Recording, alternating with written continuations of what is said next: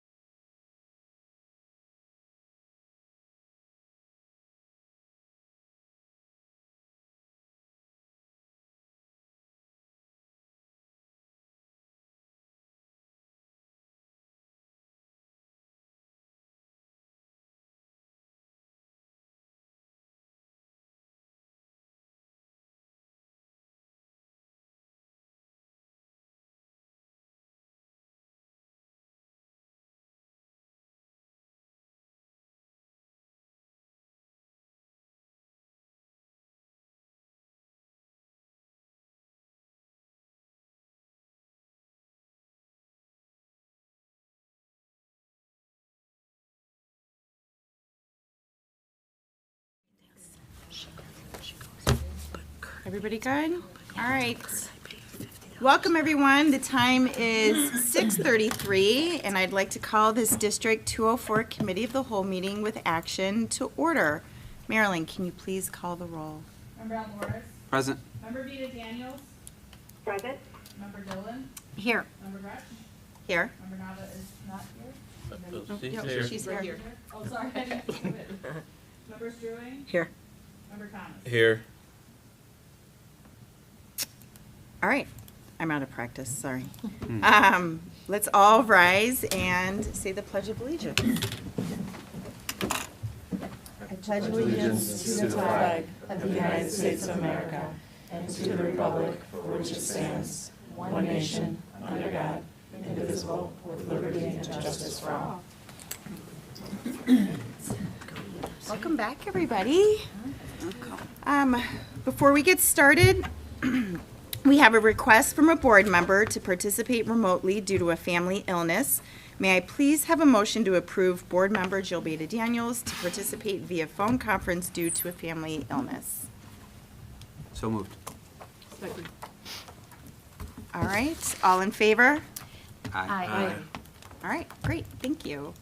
So our next item is public participation. Marilyn, do we have anyone signed up? Nope. All right. Just get to keep going then. All right.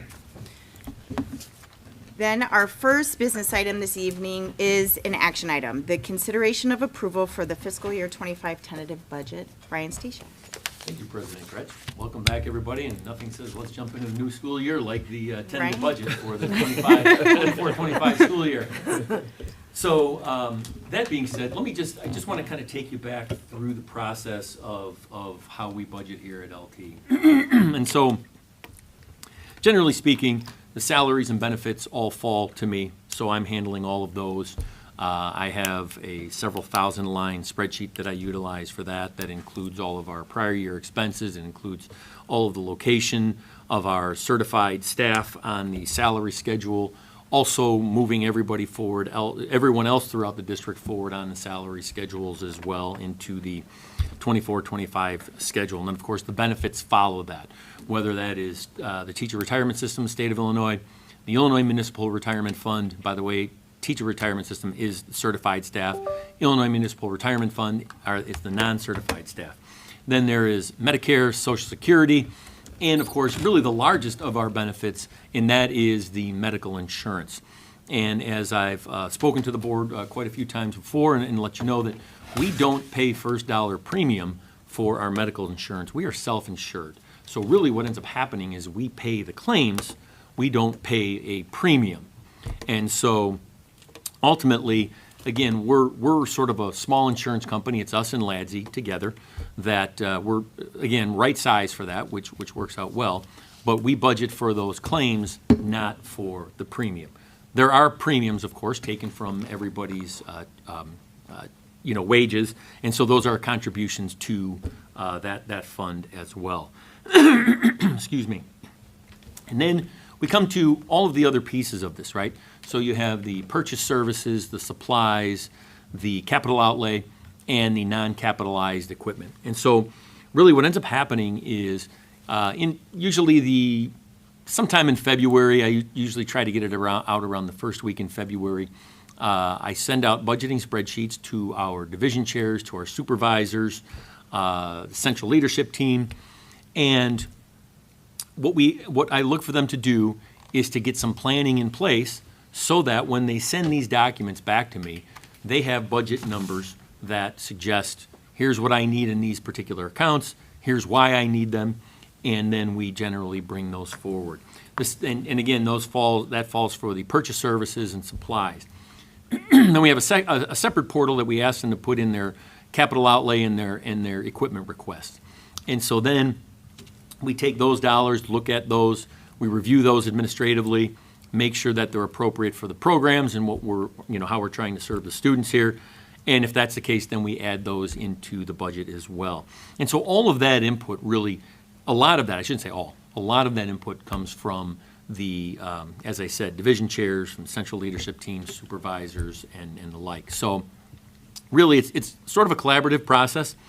I can tell you that everything that was requested right now for this current year's budget made it into the budget, which is good.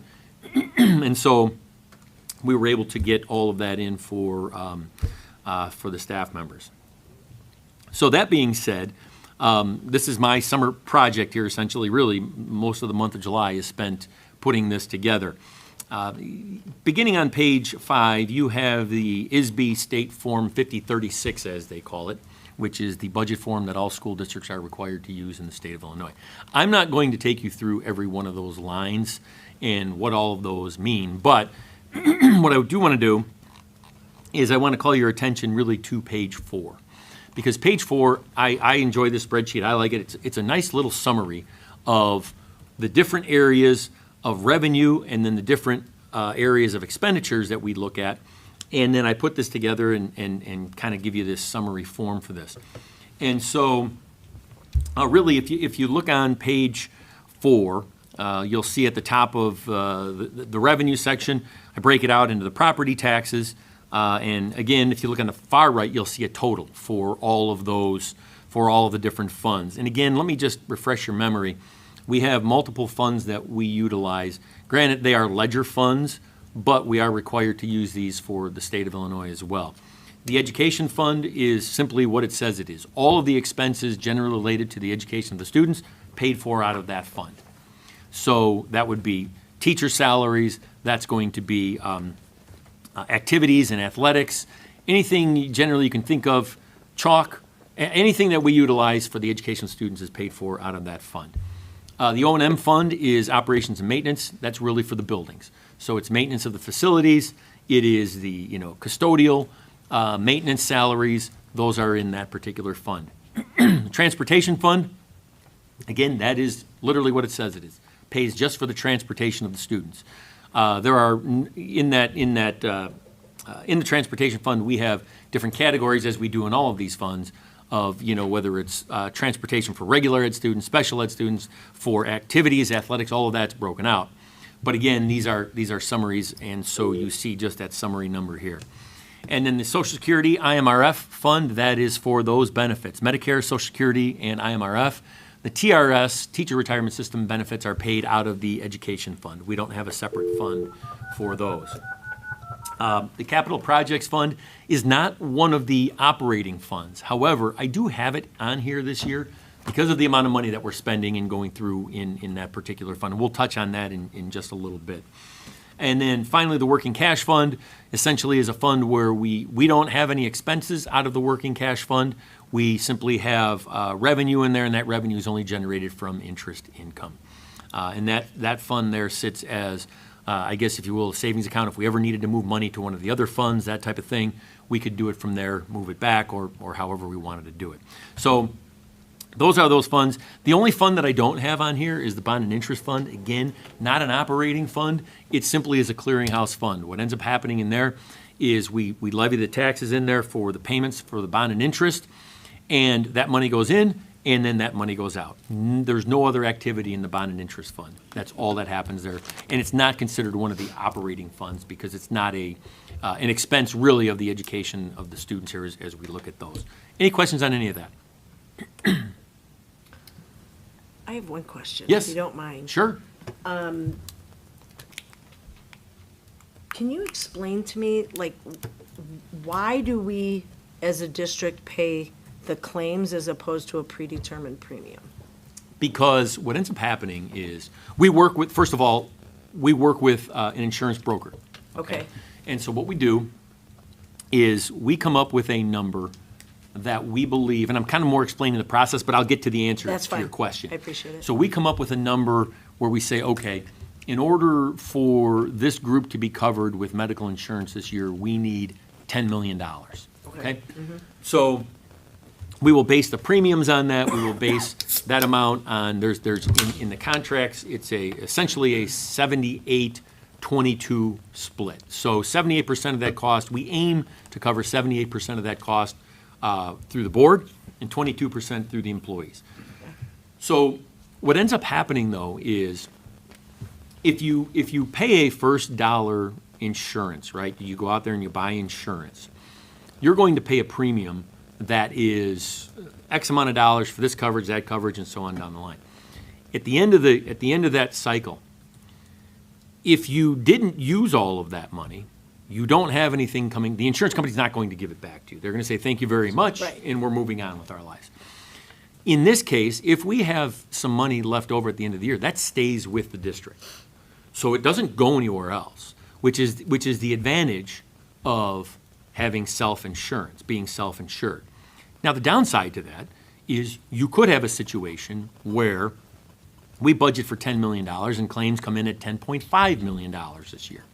So that has to then be picked up really by the board, because that additional cost is going to be, it's because the employees are paying a set premium for the rest of the year, or for the entire year, and so that additional cost would be borne by the board.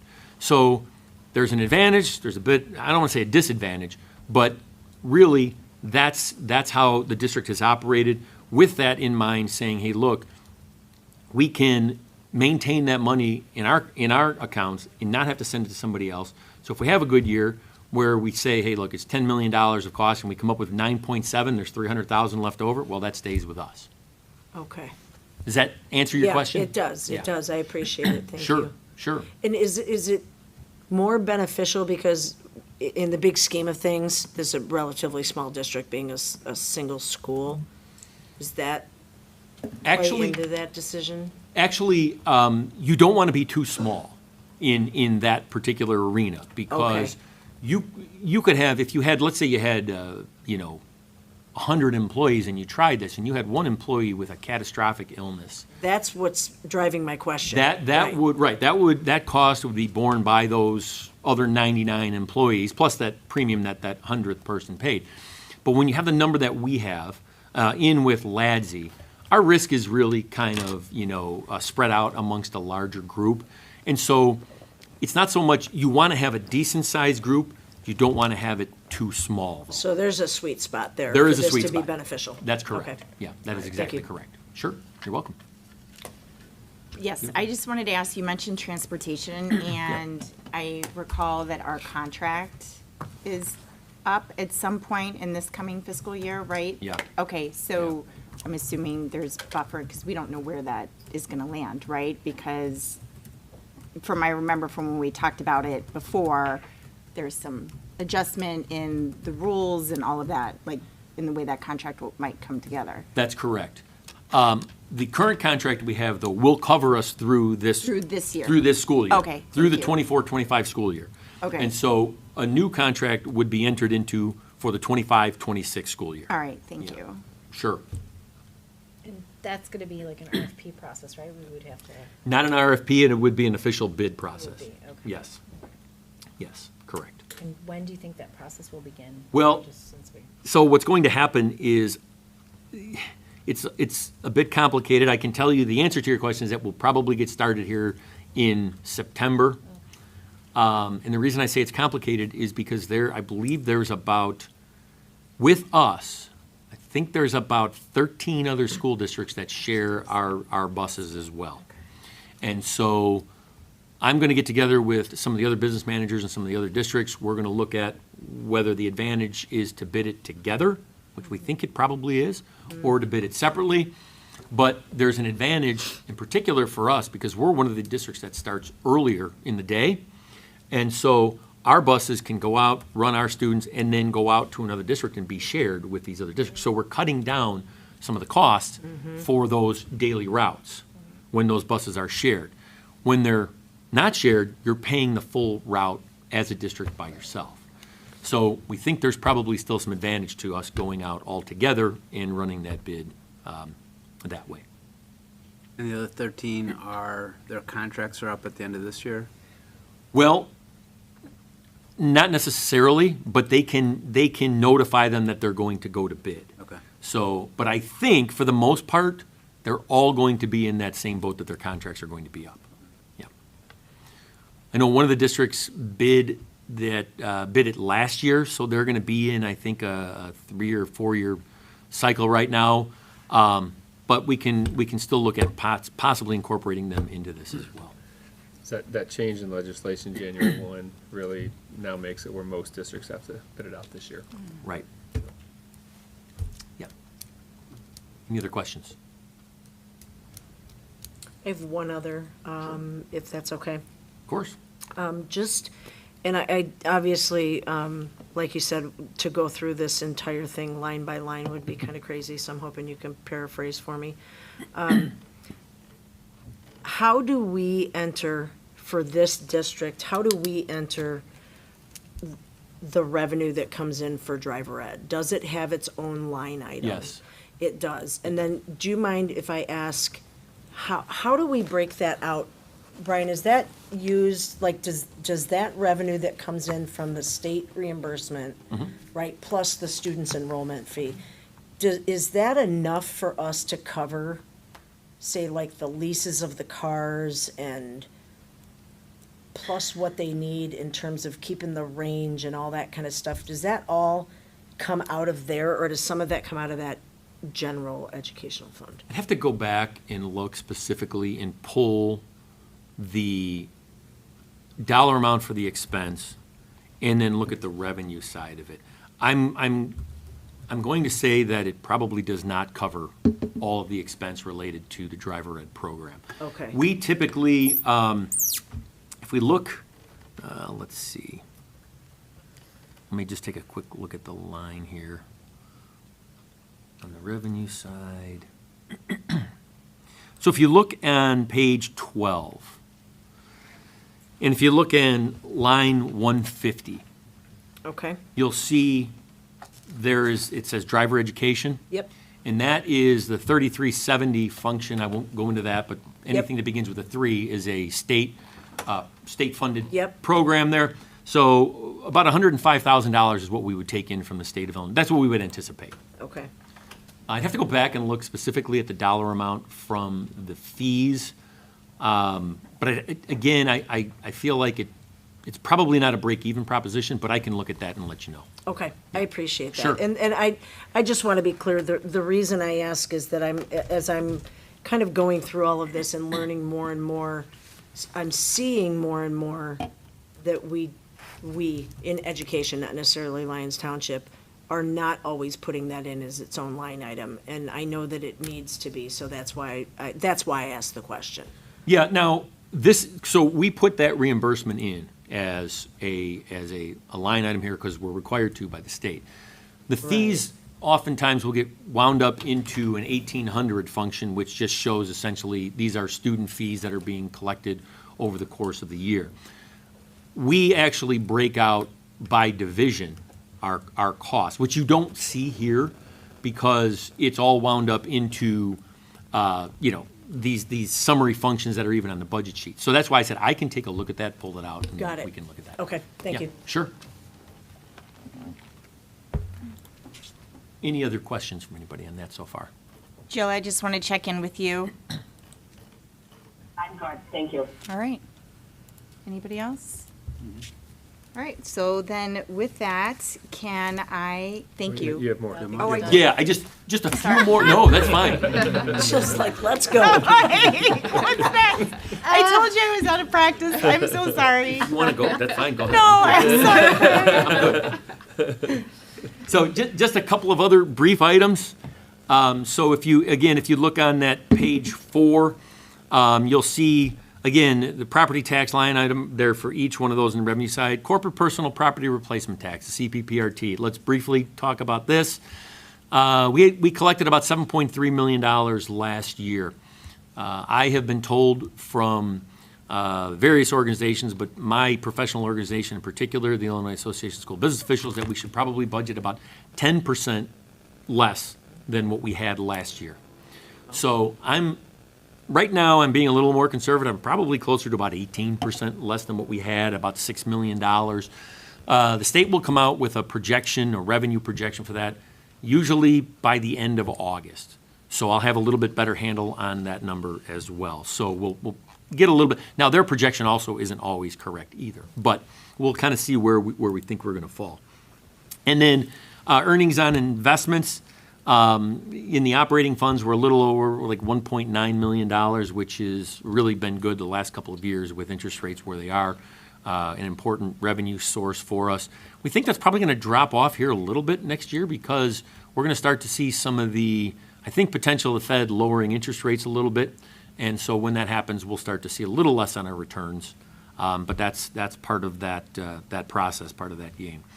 And then, of course, if you look there down at the bottom, you see we're anticipating in the Ed Fund $83.2 million of revenue, $10.3 million transportation. I'm sorry, O&M, 3.5 in transportation, so on down the line. $100,863,000 in revenue. Let's go down to the bottom there just briefly. You see that salaries are totaling about $59 million for the coming year. Benefits, 12.4. And again, I'm just kind of looking at the summary here. The purchase services, 14.1 million. Supplies, about 4.4 million. Capital outlay.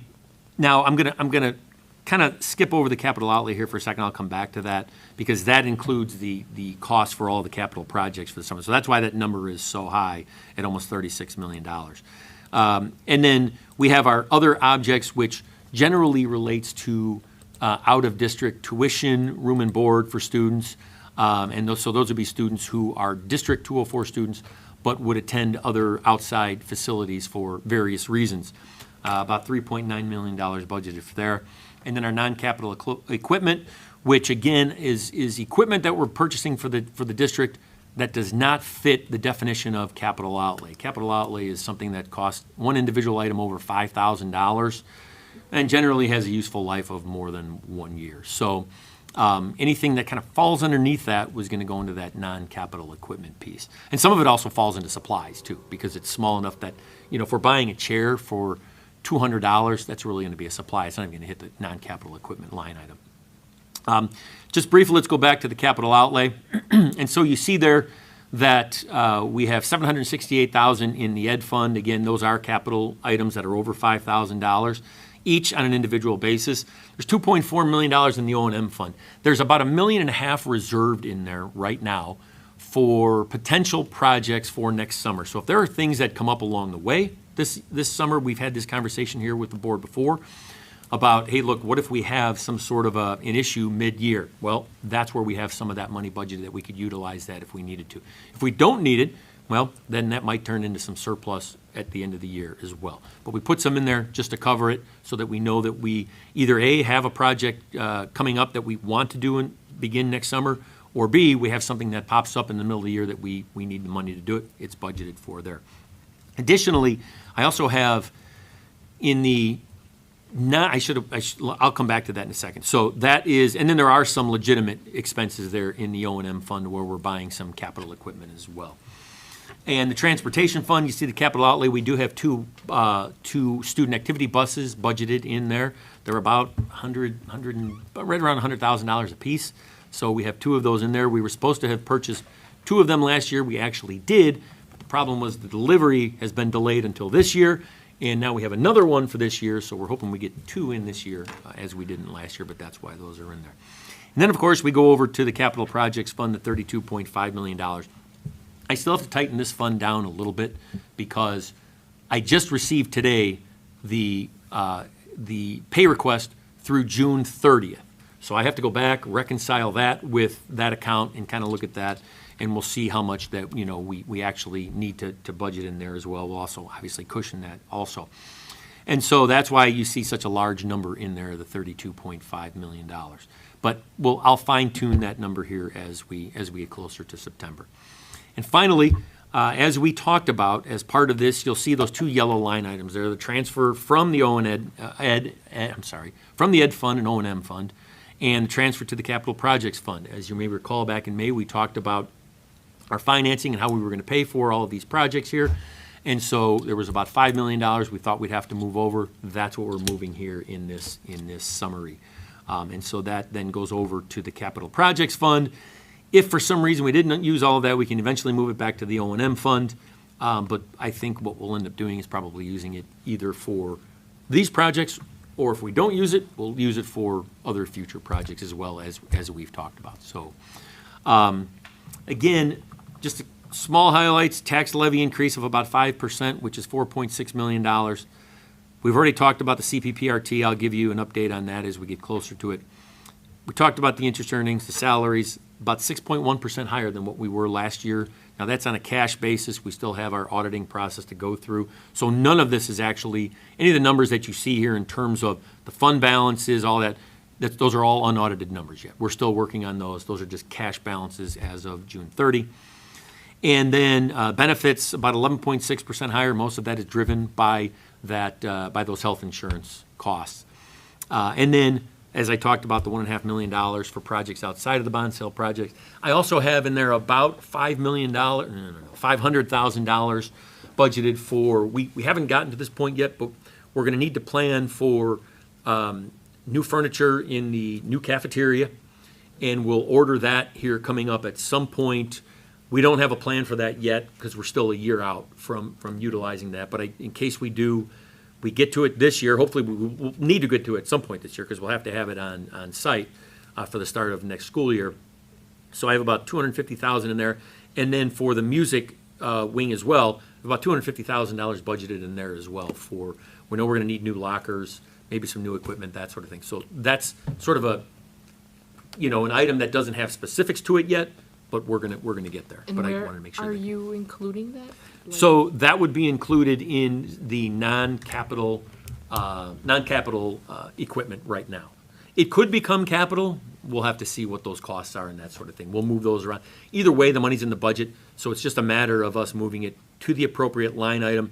So at the end of the day, the total dollars are in there. You put Kathy on that, right? Absolutely. You put Kathy on. Of course the I'm gonna budget? put Yeah, Kathy on she's- there. Yes. She'll find the alternatives. She to make sure will. Okay, great. So, again, balanced budget, we would anticipate right now, if this all was to happen exactly the way it is here, and it's not going to, I can tell you that, but if it did, we would have a surplus of about $1.7 million at the end of the FY '25 fiscal year '25 year. So that's the good news. Be happy to entertain any additional questions. That's good news. Thank you so much. Yeah, Hi, this is Jill. I do have a question. Sure. All right, so just so I'm understanding, I know I'm not there, so it's harder sometimes to follow if you have to look up on the screen or something. But with the only increase we get is the 5%, correct, from the tax levy? Correct. Okay, so there's not there's no more money coming in or anything like that. So this is why we have, with the extra salaries and benefits going higher than they had previously, we're shrinking the amount that we have for capital projects, correct? I think, well, first of all, let me go back and just restate one thing. The 5% is the increase to the existing levy from the prior year, right? We do pick up some additional dollars from new property that is generated in that year from the district. So you can see, but you're not going to see 5% more. That's, it's usually maybe another percent, 0.5%, something along those lines. So just to clarify that. But again, the majority of that comes from that CPI increase of 5%. So to get back to the second part of your question, over the course of time, what's going to happen here is we are not going to continue to see 5% levy increases. We know the last 2 years are historically outliers. The average, if you throw out those 2 years, I think even with the 5%, it's about 2.7% since the tax cap PTEL came into place, that law came into place. So generally, you're going to see about 2.5 to, somewhere between 2 to 2.7%. And so it is possible that over time, if, we have to keep an eye, of course, on those salaries and benefits, but it is possible over time that some of those dollars available for capital projects could begin to shrink. That is true.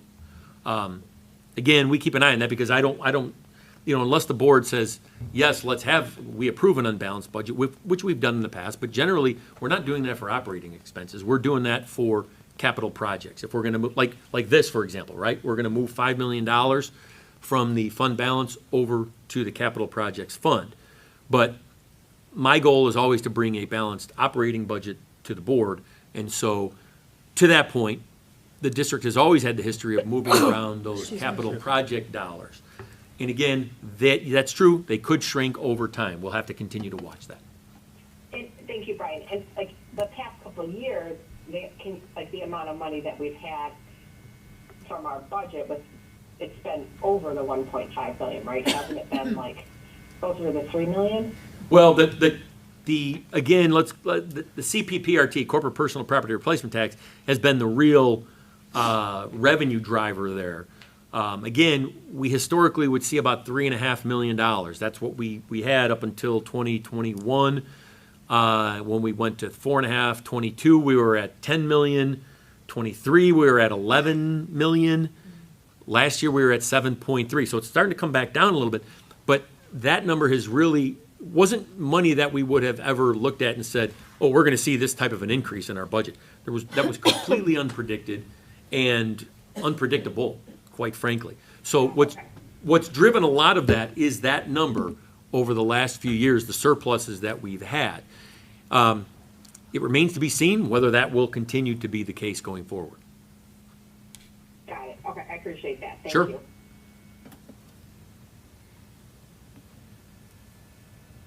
Any other questions? Just the process will be such that we would have the board adopt a tentative tonight. There will still be some changes potentially going forward. I try not to make very many changes because I really like to get all of it as solid as I can right now. We will be publishing in the newspaper. Part of the process is that we publish in the newspaper that the tentative budget, after adopted tonight, will be available starting this Thursday at 8 o'clock in the morning when it hits the newspaper.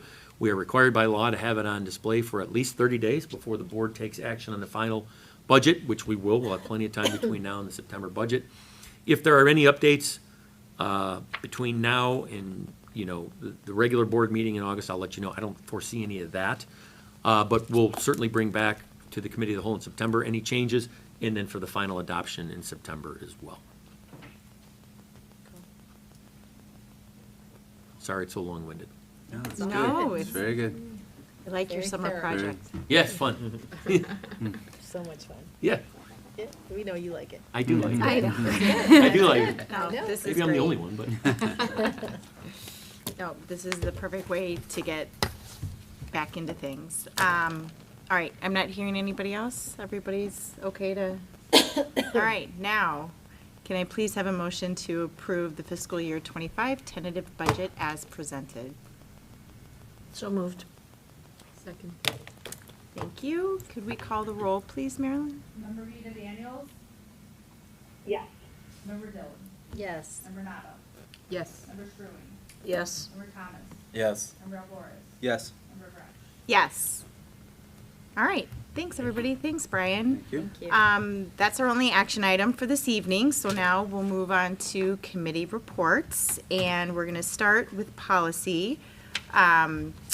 The first reading of the Press 115 policy update, Ed Piotrowski. Absolutely. Dr. Waterman, did you want to say anything to start? Take it away. Okay. You got it. Thank you very much, President Gretsch. This month, we are bringing forward policy updates for consideration related to Press 115. As a reminder, we subscribe to Press Plus through the Illinois Association of School Boards. What that is, it's a service that the association provides to school districts related to school board policy. They have a team that works with the legislation and different services throughout the state of Illinois. So whenever there are any updates to or changes in law or school code that would affect school district policy, they make those changes. They work them through their system, and then they push them out to school districts. So every so often, every couple of months, we do receive a new issue. This is Press Issue 115. Press Issue 116 is hot on its heels, so we should be getting that very, very soon. Today, we do have 15 policies in total, broken into 3 sections. Section 1 contains 7 policies, which are draft updates from Press. Section 2 contains 7 policies, which are related to review and monitoring. Those are policies that generally don't have a lot of changes, although Press recommends we review them every 5 years. We do have some attorney notes in those as well. And then finally, Section 3 is a district unique edit to policy that's outside of Press 115. We do have members of the central leadership team available to answer any questions that you might have about any individual policy, as well as one of our school district attorneys, Jennifer Rosenthal from Hodges Louisi. And at this time, why don't we start with Section 1? Are there any questions on any of the policies contained within Section 1? And those policy numbers and titles are found on page 43 of the board materials.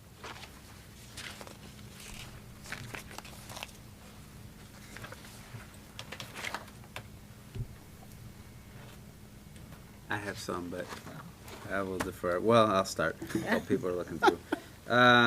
And this is just, I don't know, because we got this really cool cafeteria coming in, and I know on that policy for resource conservation, it talks about, it sounds like an expired targeted goal for reducing of waste materials. Do you know what I'm talking about on page Yeah, that's Page policy 60? 470. 470? Thank Yeah.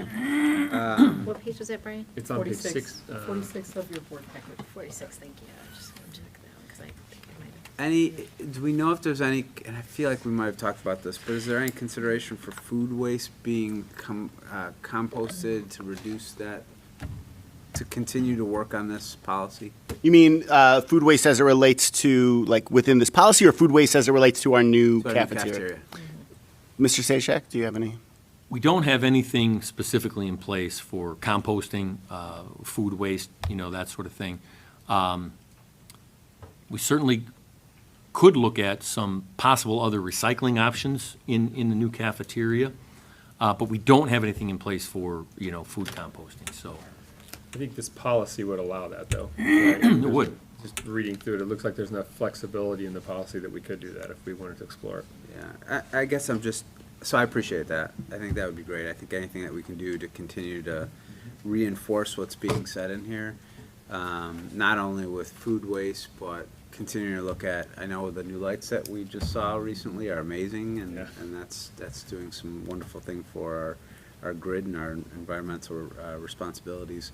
And so I would just continue to press that we do whatever we can to continue to purchase recyclable materials and Sure.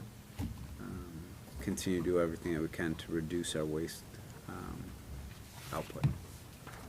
That's all I had on that particular one. I have one further down, but Yeah, appreciate you said that, Tim, because I kind of was thinking that too, but I was like, it's not, the policy was fine as written, but, Yeah. where do we have opportunities to talk about how we can, use it. make sure we're, and, environmental stewards with our new cafeteria, if there's opportunities there. Yeah.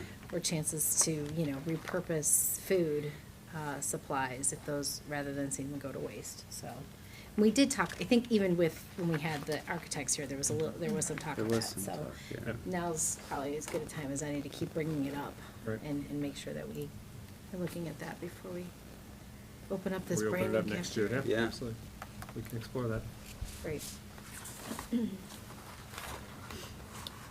And then my only other one was, and it's referenced in a different section, but I know at least in section 1, talking about policy, is that where we're at, right? The Section 1 right now, yeah. policy 5290, employment termination and suspensions. Is there, because I know we talk about a 2-week notice, but school code just recently changed, right, for tenured and non-tenured staff that they have to give 30-day, that they cannot leave the position 30 days to the start of the school year. But that's not in our policy. Should So it be? 5290, and I'm just going to go to that. 5290 represents educational or discusses educational support personnel. So Okay. that would not, Wrong one. yeah. Got it. 5200 is the policy that governs certified staff. Okay. That section 5 of the policy manual is really broken up into like general personnel, then professional personnel, I'm jumping educational ahead. support, yeah. Okay. So 5290, that is more, would be for our classified staff, classified Okay. administrators, paraeducators, things Okay. along that. So I'll hold off on that one, because I think that one's coming up then, isn't it? Yeah, there is that new legislation, actually, it went into law last year in August about resigning during the school year or within 30 days, and within 30 days is considered within that school year, yeah. Okay. But that's in a section coming up? I don't know if that's. 5290 is in. 5290 is definitely in there, but I yeah, don't know the about question about that timing of the 30 days, I don't think that there hasn't been any new for that one. So typically, as I mentioned, that went into effect last year, right, Okay. in terms of when the law passed, but as it's related to, and I can pull up the full policy and I have it on my computer, I don't think it's addressed in 5290 policy, because Yeah. that relates to actions the district is taking as to employment termination and suspension.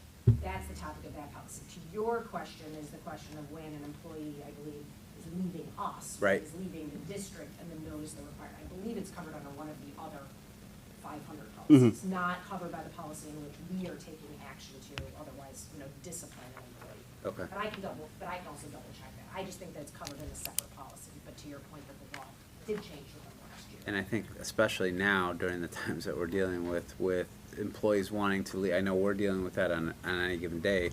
You're having a hard time filling a special education teacher position, a social work position. At the last minute, they're going somewhere else, and we're saying, sorry, you can't do that. We're going to pull your license if you do. So I just want to make sure that the non-tenured new clause is eventually going to be covered in policy. Yeah. Okay. Yes, and we will check it. I just think it happens to not be in this grouping, just given Yep. the topic area. Got it. Because Preston put it in within these. Okay. We can find out then. Okay. That's all I have for that section. Thank you. Excellent. What about section 2, those 7 policies that are covered in section 2? Any others in section 1 now before we move on to section Yeah. 2? Okay, sorry, Ed, go ahead. No problem. Are there any questions about policies covered in section 2? So for policy 6110, what are the graduation incentive programs? So I know that it says that you can have one or a couple of, but I'm just wondering what are graduation incentive programs?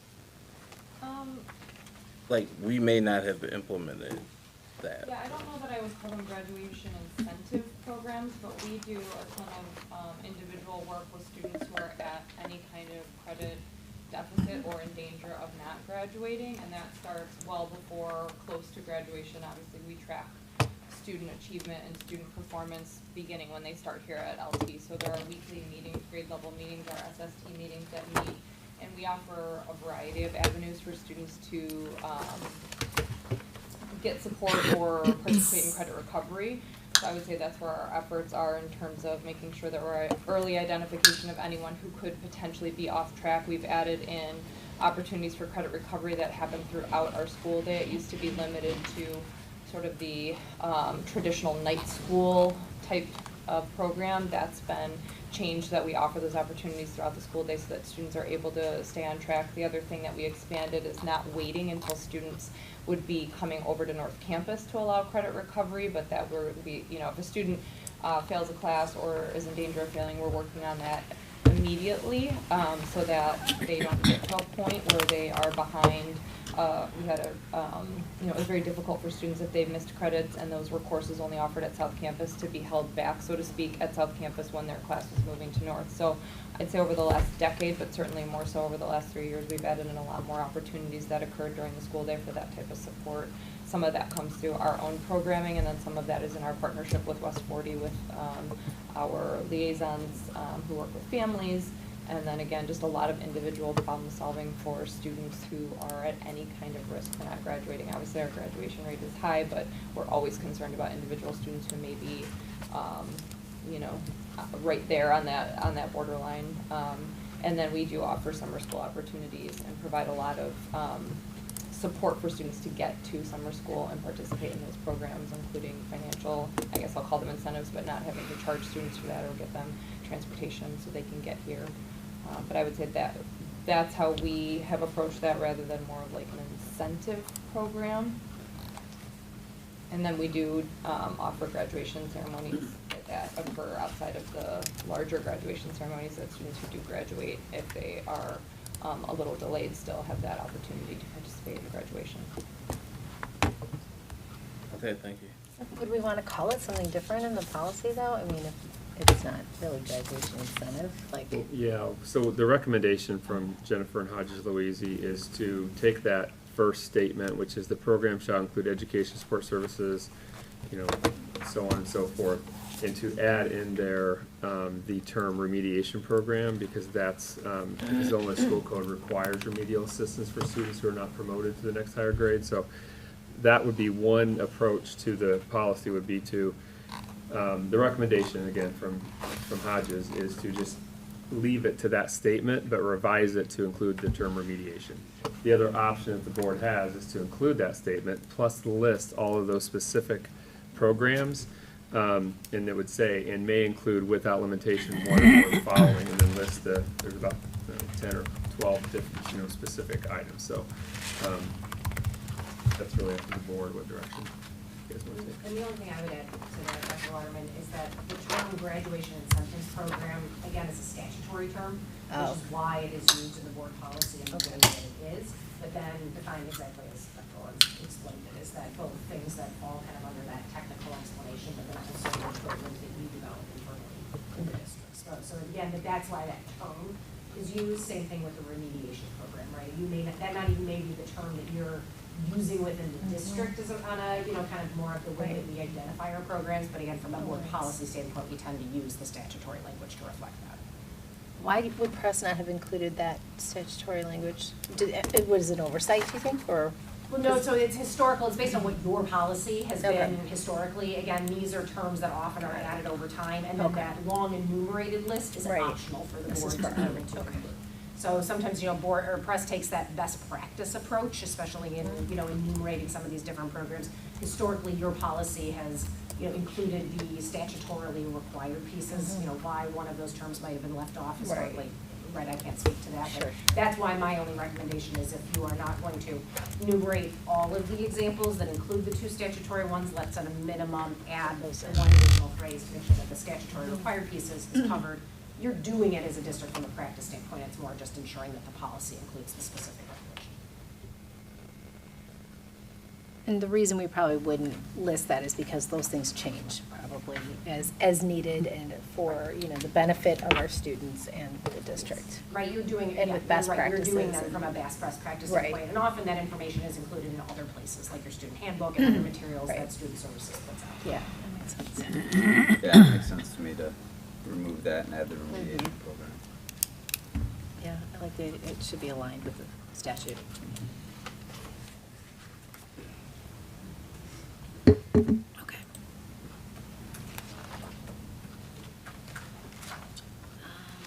Did I have a question? Let me see, I thought I had one here.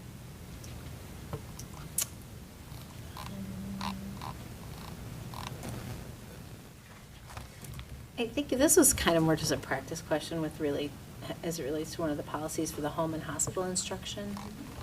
So, there were some very specific parameters around how long someone who is unable to attend school because of pregnancy being home. And it said for up to 3 months after the child's birth or a miscarriage. I thought we offer other programs that are for like online education. Is that something that we offer through the school for someone to complete their degree if they needed it? And I guess what I'm asking is because after 3 months, if someone can't return for other reasons, childcare and things like that, what do we offer to them to be able to get their diploma? Kind of similar to the list that I just shared, we work with students individually if there's any hardship that would prevent them from coming to school. And Jennifer can correct me if I'm wrong, the homebound instruction hospital piece is really medically based on a physician or someone who can practice medicine stating that there's a medical reason, kind of like an FMLA or something where there's a specific reason and it's for a time-stamped amount of time based on that medical reason. Certainly if we had a student who was pregnant or had a baby or had other difficulties that were precluding school attendance, we would be addressing those issues. It might just not be through the home and hospital instruction because it wouldn't necessarily have a medical basis, but we would be supporting the student to make sure that they could complete their education. We do have some online options, again, through our credit recovery, but also Illinois Virtual School and other ways that we've allowed students to earn credit that, is just a better fit for whatever type of situation they're dealing with. Okay, yeah, because I just wanted to know if this policy suddenly stopped being effective for the person in that situation, does another policy get enacted that fulfills that requirement or that ability to make sure that our student graduates. Yes, I mean, the policy is reflective of kind of that minimum legal requirement that is required, and as Dr. Horn said, what is triggered from a medical requirement, and that's what the instruction license, and right, the district is, supportive of students in those ways, and there are other ways that we can address, their needs to be able to complete their education, through other programs that we have. All right, thank you.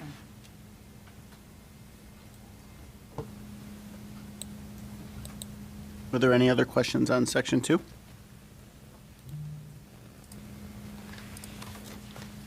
Okay, then moving on to section 3. Were there any questions about policy 5125 in section 3? That's the district unique edit. So I just wanted to briefly mention, this was a result of the May discussion that the board had. This is a lot. Yeah, a lot of changes. It was a lot, yeah. Honestly, when we talked about this in May, essentially our policy didn't reflect our practice. And so we took our policy back to Jennifer and her team at Hodges, and they've obviously redlined it and made substantive changes in your packet. To get us more in line with how we practice as it relates to social media and electronic communication of staff. Yeah, this was a lot. I appreciate that. Jennifer, do you want to say anything more about the review? Sure, and I think you have the red line version. Yeah, they do. in front of They you, have the and red line. Sometimes I know that can seem overwhelming in the terms of where you see a lot of strikeout or a lot of things kind of moving around.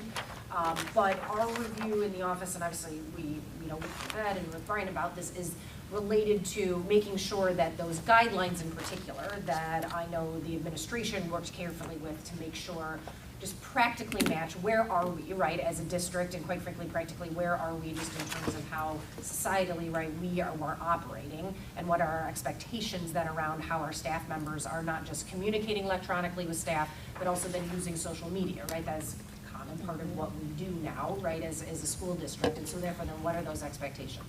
But then realizing that, right, then we need to make sure that the higher level policy piece aligns with that, right, and where there were things that were inconsistent.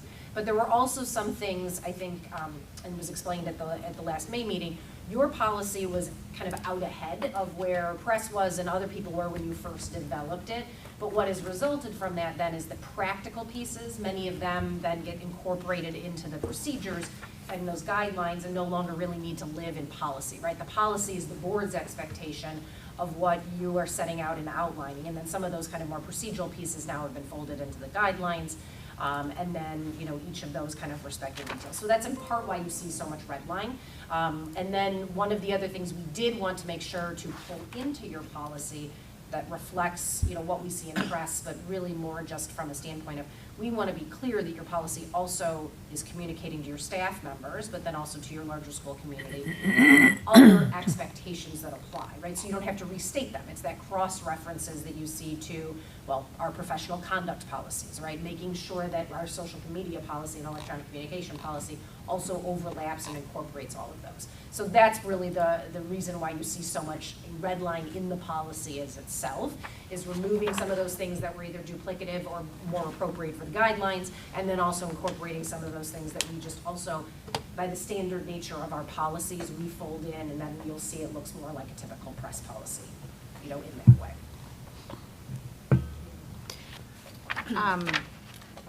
Thank you. I have a lot of questions, but more related to the guidelines versus the policies. So I don't know if we want to see if people have policy questions first, Probably, and yeah. then. So we had Hodges review the guidelines as well, but those are going to need to be reviewed again pending the approval of this. Got it. Yep. That's what I was wondering. It felt like there was things, Yeah. I was like, are we totally wording this so that it's aligned directly with? That was the initial attempt, was to take the policy review that they did. They also did a review of the guidelines and said these are now lined up. But Yeah, it obviously, seemed like it to me, but But pending the approval of this, then we would probably want to look at those again and make sure that they're ready to go for our staff. I'd love to see a clean version of this. Is there a way to get our hands on the non-red, clean the version of policy? it? I would love to see just that. to see, yeah, just the Just clean before version. Yeah. before we finalize. We Since did this is we did first that read, anyway, if you yep. guys don't mind, Yeah. it would just be a lot easier, I think, with what we're processing, to be able to read it that way. I do have a couple questions. So on On the first page of that one, number 3, it says, inform the immediate supervisor if a student initiates inappropriate contact with them via any form of personal technology or social media. It doesn't have a timeline on it. I know we had, in the description up above, it talks about notifying employees as soon as possible. Should that have something in there that relates to, like, needs to be done as soon as possible, or some kind of timeline in there? You certainly can. I mean, again, these are, you know, in a sense, I know these are guidelines that are in the policy, right, and expectations that you as the board. So, you know, if you want to, you could either put in a, you know, a more generalized way, like promptly as reasonably as possible, or you could even specify some sort of within 24 hours, whatever that may be. That may be, you know, that's at the discretion of the board if you want to further kind of explain and set out that expectation. Then the piece is then that also gets carried over, you know, obviously to the guidelines, you know, if you need to do that. I mean, quite frankly, I think practically the expectation would be, right, that they are informing their immediate supervisor, you know, as soon as possible, you know, thereafter. I would just want to make sure that we're not limiting in some way, or that we'd be holding an employee accountable to something, that if we are in fact carrying this out and we are doing so because of an emergency reason, that then understanding that you may not be following with your supervisor until such time that, Right. you know, you would be able to safely communicate, or that, you know, that you could, you know, do that. So I think that's certainly open to adding it there. I mean, even if maybe just adding some language around like promptly, or as, you know, immediately, as soon as possible, or, you know, something along those Yeah. lines, we can certainly add that in there. I would prefer that we don't pigeonhole ourselves with a specific time frame, but to your point, I think the recommendation to add language to incentivize, you know, and encourage that prompt reporting would make sense. But because we can't think of a situation, you know, like you said, where it would actually backfire. Right. So You know, and we I think don't it's- want to, yeah. I think similarly, you're probably thinking to some extent is, we don't want to be in a situation where an employee says, well, I told my department chair, but it was only 3 months later, after it was already brought to our attention, you know, by someone else. Because that's ultimately the concern, right, is if a student is reaching out to a staff member through what we would deem otherwise not an appropriate way to have that communication, Yeah. that we would want the expectation to be fairly, you know, fairly soon. Yeah. So I don't think it's, you know, we can certainly work on some language that communicates like that prompt expectation without, right, otherwise Without saying compromising. 24 hours, Yeah. 48 hours, you know, something like that. Okay. Okay. Good. And then the only other one I had actually was crossed out under professional, well, I take it back, I have 2 more, but this is one of them. Professional social media use, we crossed out parents are notified at the beginning of each semester that employee will be communicating with students and parents in this manner. Shouldn't we keep that in there? If we're gonna be telling parents, if we're gonna allow staff to be using social media to communicate, shouldn't we still continue that past practice of notifying parents that, hey, listen, are you okay with us using this platform to communicate with your child? I'm gonna say, correct me if I'm wrong, only because you know the guidelines inside and out a little better than I do. My understanding is that the expectation there is that parents are signing off. Right. And so I think it is just more, one, it is something that we address in the guidelines rather than being at a policy level piece. And then it's how we're utilizing that form, and I can't remember it, is it at the semester or is it at the? the beginning of the year, isn't it? Beginning of the year. Yeah. In the guidelines, as currently, it's at the beginning of the year. Yeah. So I think, that, again, that's a practice piece that really struck out from the policy standpoint that, I mean, our opinion is that that is more of a specific guideline district practice than needing to be at a board policy level piece. And then if we want to change what the practice is and how we're informing parents or having them sign off, that's certainly something that can be tweaked. But I think that's the reflection of why you see it struck out in the policy. I'm just that guy that's very nervous about, right? Like, Yeah. making sure that our relationships with our students and our students' relationship with adults are very clear and concise and communicated with our families. I've just seen too many bad situations in that realm, so, I mean, I guess if we're comfortable with it in the guidelines, that's fine. It just makes me nervous not actually having it in policy. I mean, do you have concerns if the board wants to add it to the policy? I mean, what I would be don't the think downside to at the that? end of the day, the more difficult piece is if you need to change that, because again, that's more of a practice piece, have to come back to the board rather than ed or another part Modifying of the the guidelines. administration saying, we need to modify this. Maybe we decide annually isn't enough. Maybe we decide that we do need it at the semester, or maybe we are gonna decide quarterly, whatever that may be. Yeah. Versus the administration coming to you to let you know we've changed our practice in doing that, it would have to come to the board for a policy revision, 2 readings, and it just kind of slows down that process. That's part of also the rationale of what lives in policy versus what lives in a guidelines or administrative procedure type of document. So, I mean, I'm certainly happy we can continue the conversation about what lives in each place, but it's really to give the flexibility to your administration to execute the concepts that you as the board are communicating. I think, like, to your point, Tim, I mean, are you trying to say that the board, as part of our policy, makes it a priority to keep parents informed about these practices, right? Is there maybe a general way to state that's like ultimately what the board deems as a priority? But we don't have to have parameters around, like, it's done in a semester or how we do it. Maybe there's just some way to indicate that, as part of us having this policy in place, we keep our parents informed. There must be some way to And put would that. there be a need to do it each semester? Is there, I mean, if we're doing it at the beginning of the school year, that should suffice the whole academic calendar, right? And I would, that's why I was saying, keep it really high level, super general, but indicate that there is, I think, at least as this board sits here today, maybe, I don't want to speak for everybody, but it sounds like there's a lot of importance to us and value in making sure that the parents are aware of what our policies are, and that we're dedicated to that. Yeah, I think that's a very good point made by both of you, and that would be nice if we could find something general. Really high level. Yeah, high And we level. can incorporate work that on that. here, and then I also think, I just practically, and, the administration can come in, I don't want to speak for all of you, but I think to some degree you do, right? You put information like this in your handbooks, you talk about it through your extracurricular activities, right? The parents sign off on it, so I think the administration does carry that out well, but it is certainly something that we can add in generalized language that, again, from the board policy standpoint, right? The directive to the administration is, our expectation is that you are ensuring that families are well aware of this. And quite frankly, that is a very important point in the way that our social media is changing, right? In the way that we have electronic communication, so that, and I mean, the reality is that kids are ahead of where we are, right, as adults on a lot of this. And so I think that's a very fair point. And to the analysis point of like when during the year is the appropriate time, I mean, making sure the practical piece I know the administration thinks about is, are we making sure that we capture all of the students that we need to at a given point annually, especially if some students may join an activity later on, in those pieces of it. So sometimes it's worth revisiting and reviewing and things that I know sometimes we generally always even recommend when we look at extracurricular handbooks or otherwise. What's happening in those coaches meetings, right? What's happening in those organization meetings that we are having, setting out what those expectations are, up front, and repeating them each time. So, but we can certainly add something to the policy to make sure that that's a clear expectation from the board. Yeah. I'm glad you brought that. That'd be helpful. And speaking of, is there a policy, is there a guideline where you guys hand out?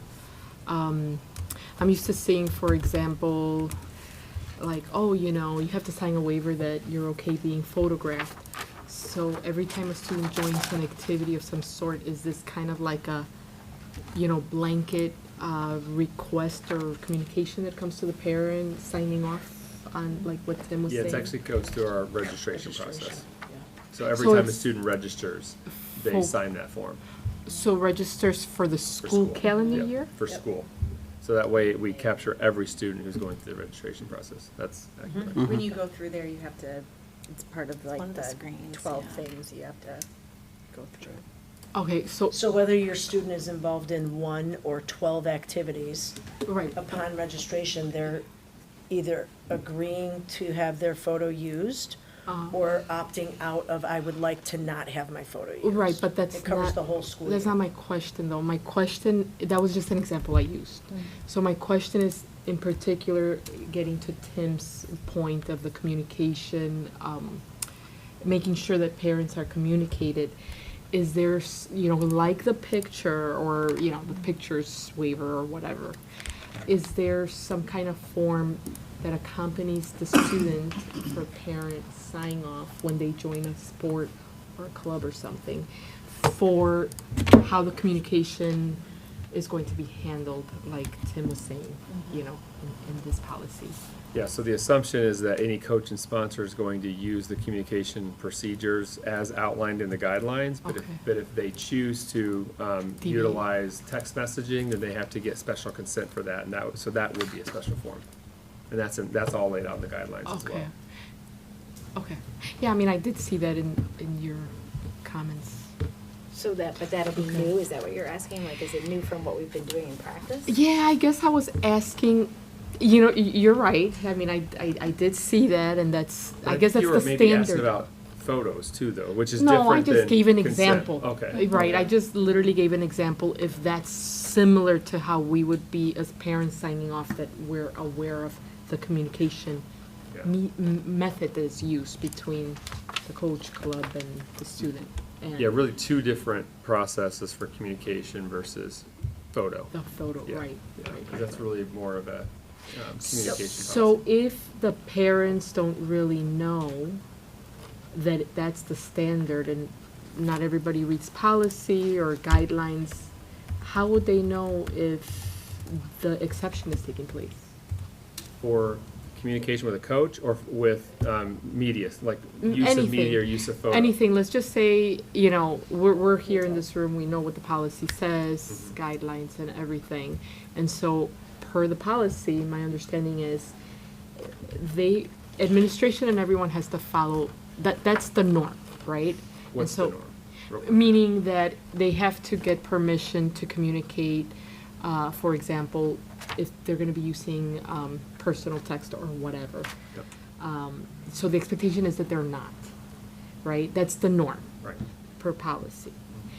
And guideline, I believe. Mhm. So if anyone is using anything other than that, Right. then they have to get permission.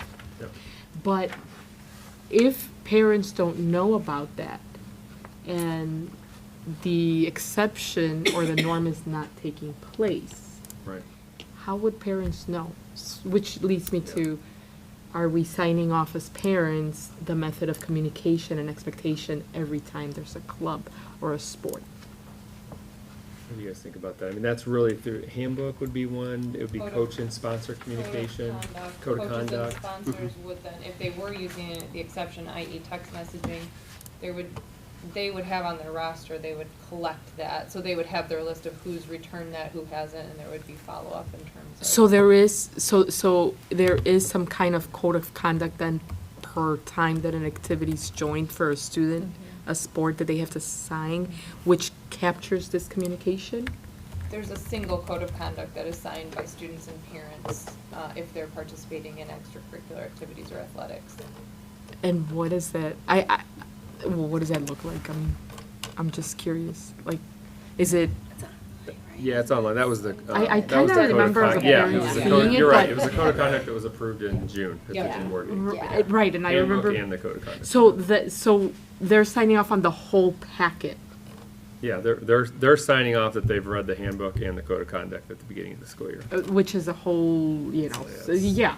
the one we just Yeah. discussed. Yep. Okay, but again, it doesn't really highlight or section off that communication piece. It's not a one-pager where, like with the pictures that used to be more common back in the day. Now I understand it's captured and, you know, per the registration. I'm just, you know, to your point, you know, highlighting the importance of this. I think it would pay to maybe have a form separate so that parents know what the expectation is of the communication. Because not everybody knows what the norms are, and I know the handbook is 60 whatever pages, not everybody goes through it. And I think important pieces should be extracted. You think through that and see how, Yeah. make sure that, see how we're currently doing it and see if that That fits sounds what good. we've done, yeah. Yeah, I'm thank you. thinking about Thank you, Brian. anytime, I mean, the faculty does a great job communicating with the parents, like in classrooms or clubs or what have you, you know, all of the messages that come through. A lot of times I'll see some things in there too, but I think that would be good to just kind of see, like, again, what we just went through, like making sure that Right. the policy and the practice match. And I think, just to add on to that, I think from a practical standpoint, like, we're looking at new communication guidelines, like, it's a really good time. We emphasize it with coaches and sponsors, and it's a good time to then emphasize best practice in communication, which would be coaches and sponsors telling families, right, students and families, how they're gonna be communicating throughout the course of, you know, the school year where those students are participating. So it's certainly something that we can emphasize in our work with coaches and sponsors, and then have them emphasize through their communication with students and families. Yeah, no, that sounds great. Thank you. Isn't that what this is, though? I'm confused all of a Just look at sudden. it. I think that's text messages, right? That's the. It says text, phone call, and then Yep. social media, networking. And social but the networking, social okay. networking is for if a Yeah, club I think sponsor obvious wants. points, how do we make sure that Mm-hmm. is communicated effectively to every parent whose child is in sports or Yeah. activities? But it looks like, but you've created the form, right? Yeah, Mhm. yeah, Okay, and yeah. so, I guess the question is, how does this printed form get into the hands of the parents? Right, to use? So That's- you that's- just give it yes. to every coach or Right. every Yeah. Yeah. Or isn't it part of sponsor, when they and then have register them for that club? and log it. Right, Yep. right. Yep. I mean, they asked If for they a choose to sports communicate physical, that way, for I think, example. no, Yes, but I yes. think going back to like making sure the parents understand that that is the expectation. We- Yeah. We can work on that as a team. I guess I thought that's what you guys were doing when we saw this. That's Yep, how, that's what I right. interpreted, is that I did that's too. how that was being done, so. But We are this is a currently good- using a version of that form, Okay. and individual coaches and sponsors are managing that communication with families and keeping track of that form completion. So we need to look at kind of what we're doing across the board and see if there's any ways that we can enhance our communication collectively then. And so what if you're we- looking at is all draft based upon this Okay, policy right. discussion, and then if it gets approved, we'll So this, review that so one if time. we do approve it, if we thought we wanted to approve this by the, action meeting in August, you could implement it We'll this get school this year? out this beginning of the school Okay, year. Yep. okay, good, yeah, that That would makes be sense. great. Thank you. Yeah. Okay, so that kind of took, can I ask some questions about the Yeah. guidelines? Because it's all kind of connected. So, my first question, No, I didn't mean to interrupt, but I do have a question before we move on to the guidelines. Okay. If This is the appropriate time. Yep. Okay, I just don't want to cut anybody off, I'm sorry. So I do, when I'm looking at, it just seems conflicting for me when I'm looking at, and I should say, I appreciate you doing this, because I know I was the one that had to work with it. that was good. But when we look up under, when you look at employee use, all district employees who use any form of social media or electronic communication shall, and you look at number 6, refrain from using the district logos without permission and follow board policy 5170, okay? And then you come down under professional social media use, it's not numbered, so it's a little bit harder to do it. May use district rules that are marked in accordance with the district rules. It just seems repetitive, because one above, because is that really a rule that's up above there with regarding the, so they have to ask permission in one and follow the board policies? Wouldn't it just be as stated above in number 6? It just seems like it's conflicting. One has to ask permission, one has to be within the rules, but where are the rules for that? And Jill, this is Jennifer, I just want to make sure you can hear me through the speakerphone. So Yes, thank you. that first section that's enumerated 1 through, I think there's 9 total, so paragraph 6 that you're looking at there, that header relates to employee use of social media and electronic communication. So it applies generally to both professional and the personal use of your school district employees. And that relates to their like social media use and text messages, so, or any other sort of electronic communication that they might be doing, like I said, both professionally and personally. And that's why there is this overall then prohibition that you are not using kind of essentially any district logo, marks, or otherwise without explicit kind of permission through the process that you use. That next section, where it's addressed more in the bullet point, is specifically talking about the professional social media use, in which that's the part that really goes towards some of the things that are in the guidelines. So where your staff members are creating a social media page, you know, on Twitter for the boys volleyball team or water polo team or whatever that may be. And so you're explicitly then giving them, you know, they kind of, I would almost think of them as work and communicating with each other rather than necessarily being duplicative, because one, we're addressing different types of use. So we have the overall section that talks about professional and personal, and then that next section is really talking about the establishment of the professional social media page. And by board policy, we are saying that you are allowed to, in fact, for that purpose, use, like I said, if you are creating one for the boys water polo team, Twitter, Instagram, whatever it may be, you're gonna allow them, then consistent with the district's rules, to use your logo, use your name, use your colors, whatever that may be. So without that, though, that prior section talks about that you are explicitly prohibited without certain permission, and then here we're essentially granting the permission so long as you are doing it by the rules that are further outlined in the guidelines and other places that you have about, using that. So it's really just so that someone, especially I think on their personal page, or may even professionally attempt to do it, isn't just trying to go onto the website and grab something and make it look like it's associated with LT if we haven't in fact actually given them permission to do so, which we are allowing you to do when you're creating a professional page, because there's a whole process that has to be gone through first to request that. So I don't, just Jill, does that help clarify that? Jill, did that help? She lost the call. Oh, no. Can you repeat all of that, please? She said yes. She nodded. It's on YouTube. No. It's really annoying, isn't it? Okay. Oh, technology. Hopefully she just You lost had like the me. last 2 words. Right. You always know I'm like, when she one had I talk too long and two Right. too quiet on the other end. Oh, no. Is there a way that we can pause this?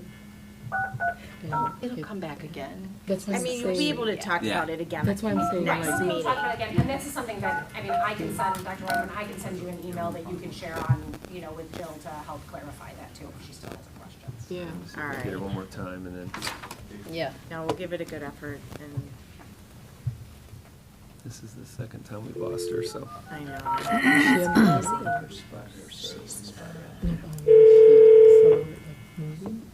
Hello, I'm so sorry. That's all right. Jill, how much of that were you able to glean from Jennifer's Oh my God, description? I'm so sorry. I'm like literally not even touching my phone. It's like next to me. It just said call failed.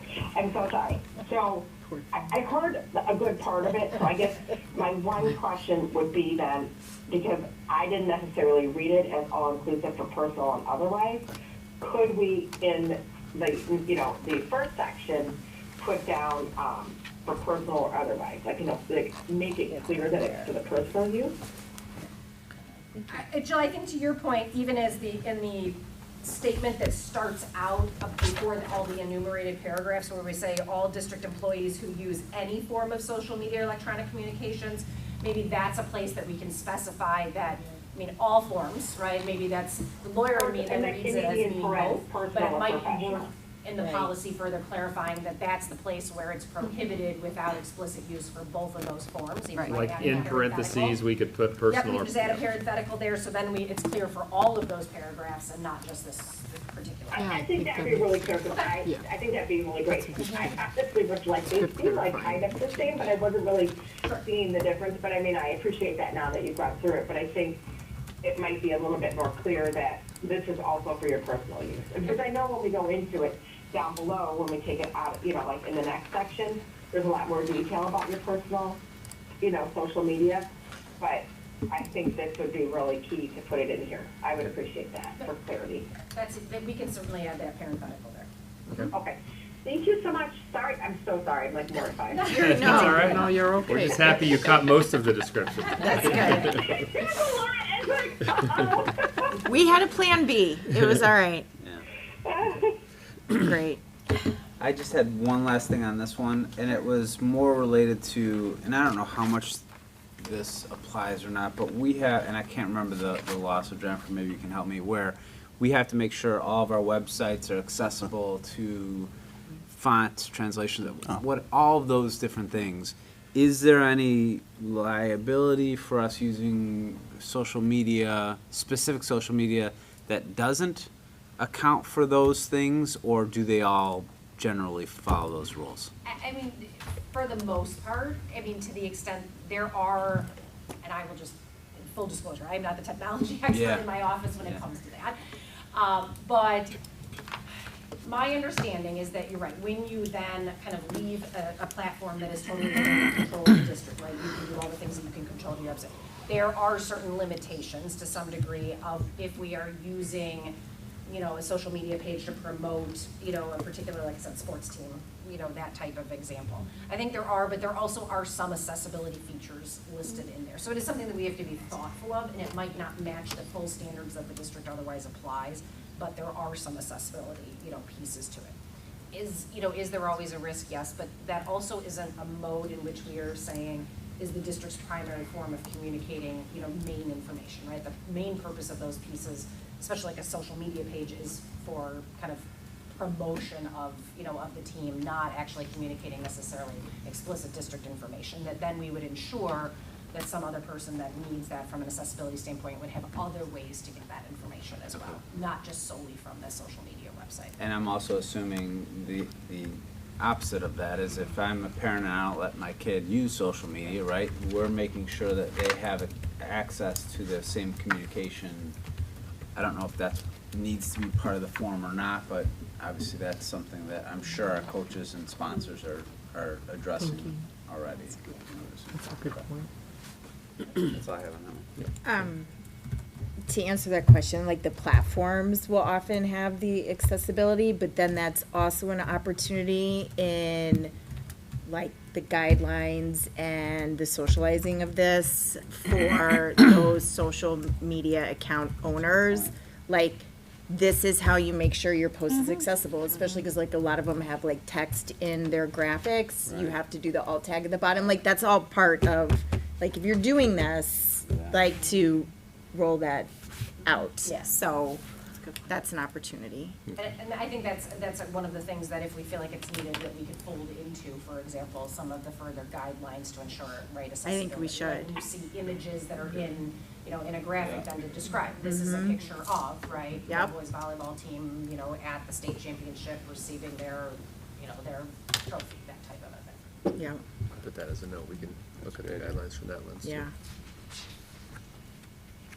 Okay, can I ask about the guidelines? Yeah, are we good with the policy? Any more questions on the policy or thoughts on the policy? I have one little question, sorry. So I'm noticing all of this is geared primarily towards our staff. Do we have a policy and/or a guideline that is geared towards the students' use? Yeah, Of- handbook. They have their handbook, right, so, which would be more of a guideline, right? Yeah. As Well, opposed to a policy, so, approved by the board, though. okay. Yep. So, is there something in there that specifically kind of encompasses all of this same concept, the same concept that's in here for the students? I mean, this is obviously very, very detailed. My concern is for students who are recording or taking pictures of other students and/or staff members without permission. And then that ends up on social media. So, hey, there's a fight, right? you And it also ends have- up. No, that's okay, go ahead. You also have students managing school affiliated accounts. So for like clubs and things like that, students are. I'm even going managing- off-site, No, right, I yeah. know, but it all, Yeah. that's the crossover for this So to policy. answer your Okay. question, it'd be handbook, and then students sign an acceptable use policy for technology as well. So, I don't know if you got, either one of you guys want to talk to that, to the handbook Yeah, part of students the. would sign off on the appropriate use of technology, and if there were an instance where it was being abused in some way or used in a, you know, inappropriate way, Yeah. that would be followed up under our discipline policy, and depending on what that looked like, other parts of our policy protecting, you know, confidentiality, things Okay. like that. Obviously, it's a little trickier than Jennifer can probably speak for many hours on, the trickiness of people doing things that are inappropriate online, on social media. And But we also have that in place. For sure. That's yeah. really the question. Yes. Okay, Yeah. I figured as much, but I wanted to ask. And it's been addressed in the past Yeah. through disciplinary procedures. Okay. And our assistant principals, when they go through behavioral expectations with our students at the beginning of each semester, the electronic policy and what's included within there is definitely a point of emphasis for them. Okay. Thank you.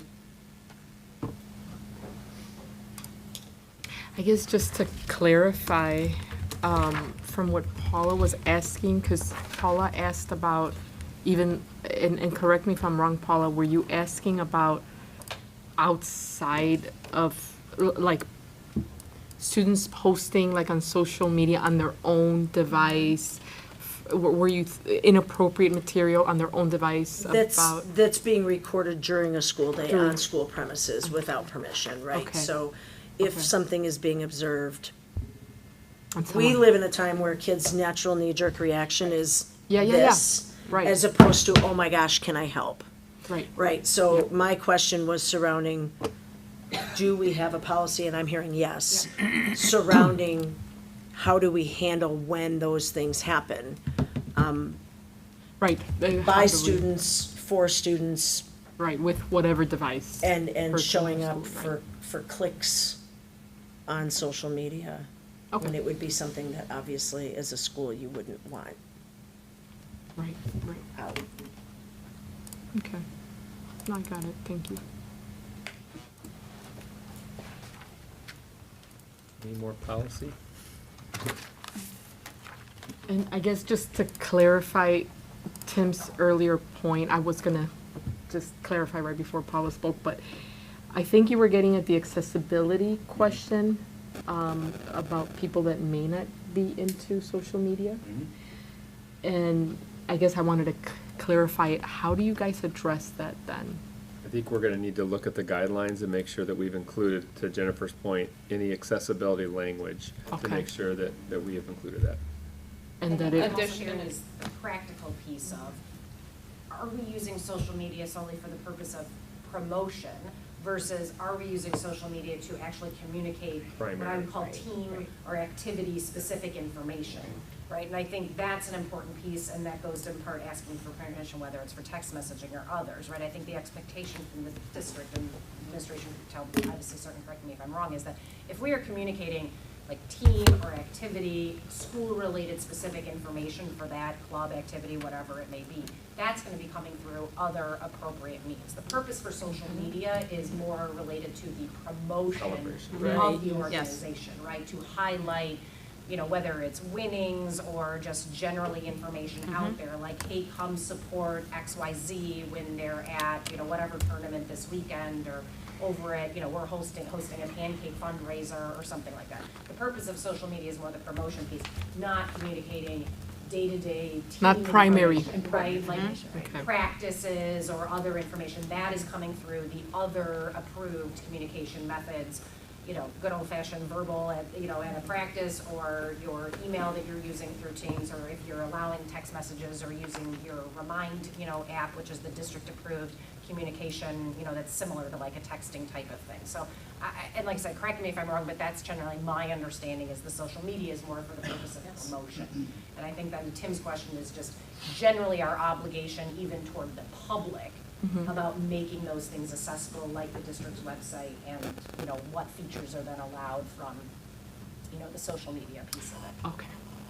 I hope that helps clarify. No, that does. Okay. Thank you so much, because that's exactly what I was like hoping I would hear, and thank I you. mean, and I say only because also if we think about it in the real time, the way social media works too, is that not always everything's popping up, right? So I would hope that a coach isn't necessarily using that to say, hey, practice is moved from 9 to 10 o'clock. Maybe they might do that as well, but there are other ways that we need to more efficiently get to a particular group of students. Yeah, no, perfect. Thank you so much. Appreciate it.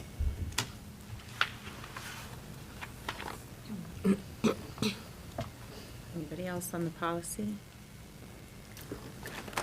Thank you. All right, I just want to throw a few things out there, and we don't have to belabor it, because I know we're running long on time, but just with the guidelines, just to think about, I mean, some of it we've talked about in like best practice, but I'm assuming if not already, but at some point from a governance perspective, if you have like an audit of all the places this might already apply to, I think that's gonna be something just to fold into your team's like ongoing maybe monitoring of how things are. And I'm not worried about it, but that's just part of what happens when you start to put guidelines like this into place and expect people to follow it. But how, I was curious, like, how is this gonna be socialized with the staff?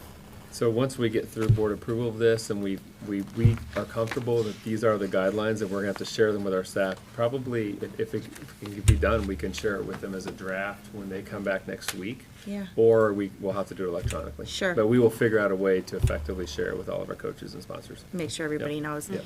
And then, part of also, like, as you get into best practices and that evolves to, they'll probably have questions where then you would have, like, this almost as like a living toolkit for them. Right. But something to think about is, how do they engage in comments that are on their accounts? What is the district's approach? Do you just let it fly? Like, when do you take it down? When do you report something? Like, just Right. those kinds of rules are helpful to have Work for with the you guys on that moderators. one. Yeah. I mean, and the general approach to that is the same rules are gonna apply to the fact that the district has, right? Your own district level, social media, Facebook, Instagram accounts, whatever those would be. But it is true that I think coaches, especially if they are running it, they might not be thinking through it always through that same lens that all of you are trained to understand how the district level social media has to work. And so is it even a process then? Are you encouraging that you then need to go to a supervisor or you need to go to a respective district level administrator if there's a concern about a comment that's posted and those types of things, and understanding that.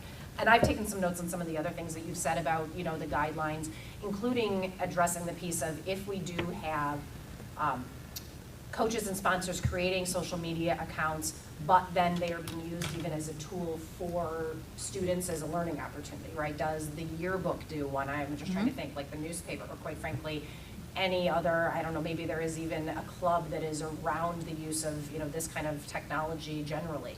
So that is something that we do need to think about it, because it is one thing if we were saying, well, only the adult is kind of the one controlling behind, but we are aware that there are students at times doing that. Is there for example, a review process, and how does that piece of it work?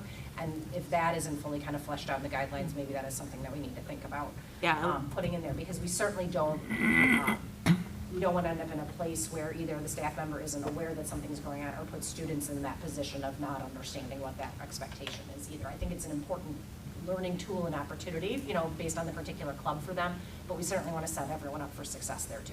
It is now like a leadership position for a lot of these kids. That's a If good they're point. like the marketing chair, I mean, this is how they do it. Right. I mean, you'll see posters, but this is like where they're doing it, and they're doing it from those club or team accounts. So I think that's that an would important be perspective great. to think about. Yeah. The last thing is just, I'm sure that this was discussed, just TikTok. That's where the kids are. I don't know that that's where any of our accounts are. That audit, it would come out in that audit if Right. it is, and then that would be something to either fold in or address that usage. We've not incorporated that as an official social media account, but Is that a platform? But that- if- it's not a but if- platform we've approved But it- anyway, if right, from a but- school perspective, but you're saying should we? at some Well, point? I'm also saying, are some clubs Are maybe there some already? rogue accounts out there? Yeah, they really do For it. sure, That's for sure, That's yeah. what we always talk about. Yeah, We're like, somebody yeah. went rogue, and we Yeah, have to go yeah, track them down. exactly. But, For sure. yes, yes. Yeah. All right, sorry. And I feel like, and our scope here has been very, very concentrated on our instructors, our coaches, the teachers, like, any of our faculty and our students. But what about like our PTC and our boosters? Like, will this information be made available point. to them too?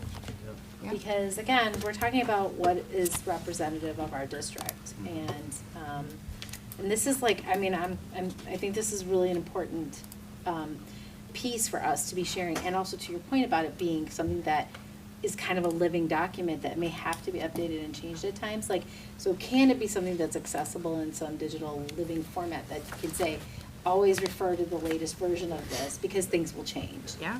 So if we could work something like that into this, and then think about that when we go to execute this, or how we publish this information and who that goes to. Jennifer, can you speak to that, the idea of like booster clubs, parent-teacher councils that have their own board, there may be a 501c3. Do they fit under these guidelines? Do we need to develop new guidelines for them? And those relationships are always tricky because, I mean, there's one thing to say, here's the legal delineation between the school district and these organizations, but then we also know, to your exact point, which is the perception of the public, right, which is they are acting on your behalf. At times, to the extent that we do have agreements with any of these organizations, especially if we let them use our logos, let them, use our name or colors, those types of things, that is one place to review that, is to talk about the use of, or how they are then the reflection of that, and that might be some place to, look at that. But otherwise is also sitting down with those organizations as, whether it's the PTO and, the building level, or, the relationships between athletic departments and the particular booster clubs, and sharing what those types of, expectations are, because that's the tricky piece of it, is, right, there's that perception that is often even different than what is the like the legal difference between what the entities are. But to the extent we do have agreements with them, this is a good opportunity to, It's part of that, like, maybe that able to audit. Probably right? welcome the guidelines. But- They are right, affiliated, right. so. I think at least making this information accessible and, let them know what we've set as our expectations here internally, that they can use as guidelines and ask questions. To your point, if we don't have agreements, I would be interested in working with you guys to look at that. to the extent that, right, Yep. and that you want to do that, whether Right. it's also, or even things like, for example, if there's club sports that sometimes are affiliated with, Right, the district in ways, and then we still allow also for use of club logos and those things, they also have social media accounts otherwise. And while we don't ultimately always have control over all of those outside entities, I think there's ways that we can have communication with them, and say. It would be Plus also sometimes we have staff that goes back and forth between, some of these, and, organizations and parents that are a more fluid, piece of that. So it's certainly something that we can talk about, that while we might not be able to require it of them, how we also. But it would be have a shared expectation. Yeah, and it's in their best interest too, I think, when we're all presenting Yeah. the same goals and tone and, consistency. Great. And then my only other thing, because you're not gonna have something about something. I just thought, like, can we, this goes back to the whole, like, grammar, going back to my old grammar days, but when you make a first initial reference about who we're talking about, I think in the beginning, I'm looking at the beginning page, it says, like, right away, I think at the very beginning, general information, the first sentence, employees may communicate with currently enrolled Lyons 204 students. Like, sometimes they spell out the first thing first, District 204, Lyons Township High School students. Spell that out. We can then do an abbreviated version that we can use throughout, but I like just to set that expectation kind of up front, just from a clarity standpoint.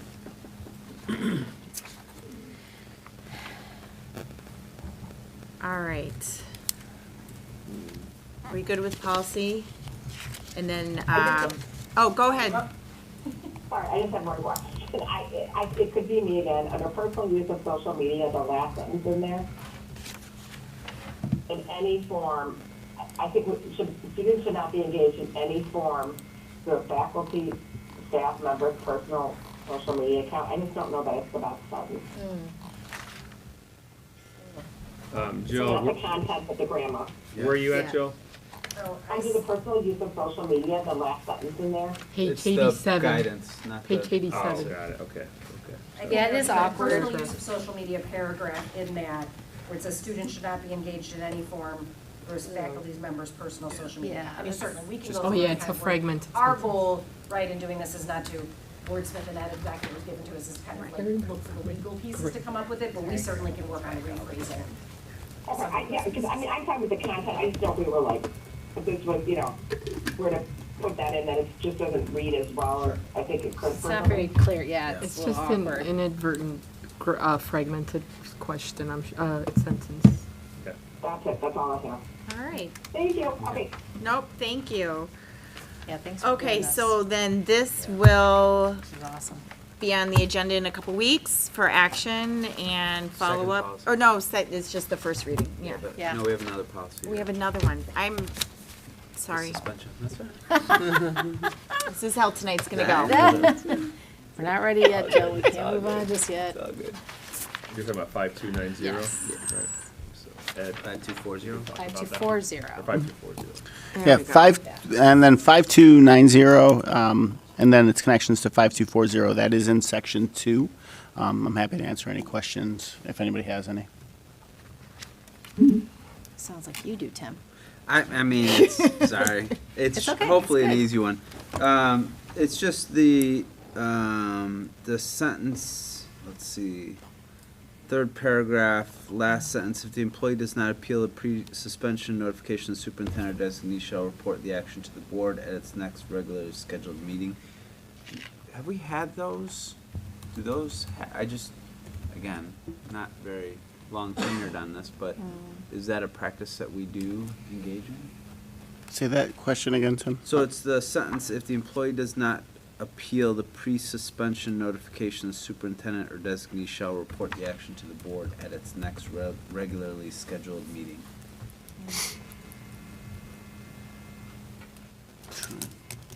On page 75, is that what you're looking at under the suspension or the? It's on 94. 524.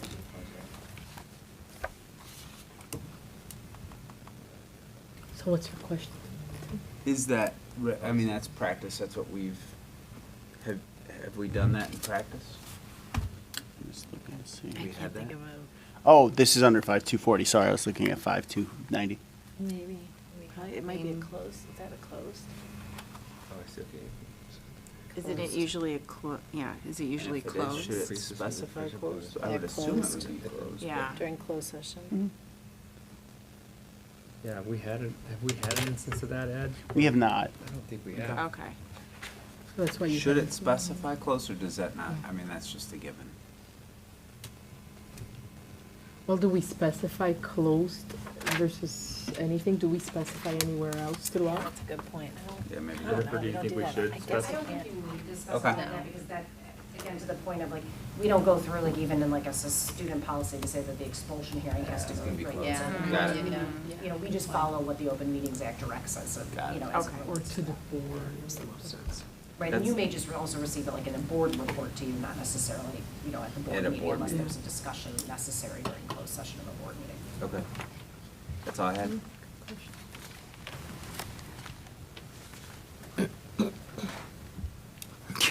I'm afraid to move on. There was something, I know you have something else.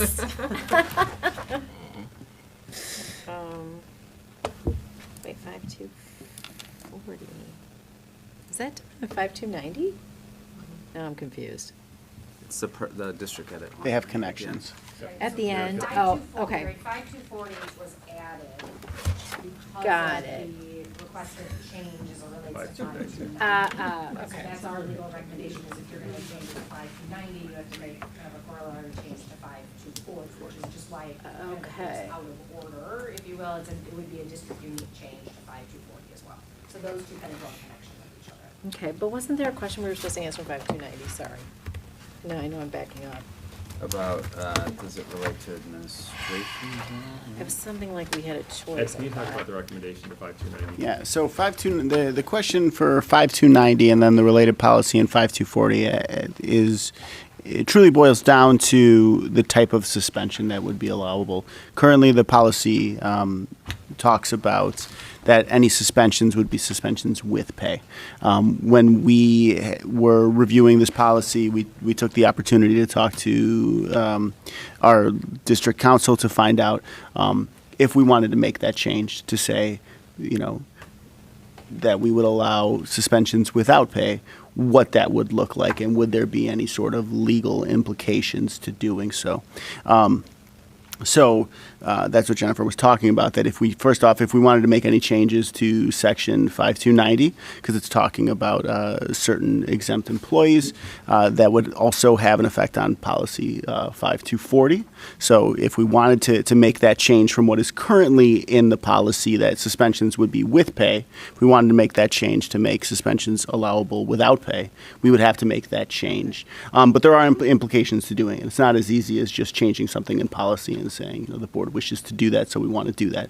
There are, you know, could be compensation and overtime implications as well too. It's certainly the board's decision to do that.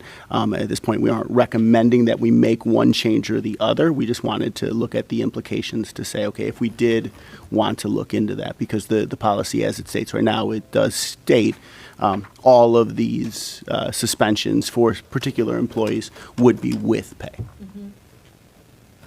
And so I guess that's what I was wondering, what are we looking at here then? Are we asking that it change? Or is that a question we have to answer before we see this as a second reading? It was really something that we were looking into to see if it was something that we could change, and if we are able to change it, what those legal implications would be. I don't know if you wanted to add a little bit more about it. These are certainly things that don't come up very frequently, and so this isn't something where we are looking at multiple instances where we have these situations. But the language, and obviously not being an attorney myself, none of us on the district level are, right? We didn't know, okay, if we wanted to make this change, because it's very specific that it is with pay, what that would look like. Because we know for different groups of employees, there are some options, right? For this policy, it's very specific. It says it's with pay. So what would that look like if we wanted to build in that ability to suspend without pay? And that's what the attorneys gave us, that information that says, yes, you can. However, here are the implications. If you wanted to do that, there could be implications, in different areas of labor law. And correct me if I'm wrong, when you say with pay, it really implies, the way I read it, it's, with pay would be for exempt. Correct. And without pay would be for non-exempt. Could be, employees. correct. So you were looking for some latitude and flexibility in the event. Correct, for exactly. And exempt employees, knowing, it does state for non-exempt employees that there is that ability for with pay or without pay, but for exempt employees, it said with pay, what that would look like. What is the reason for that language? And then if we wanted to change it, what that would look like.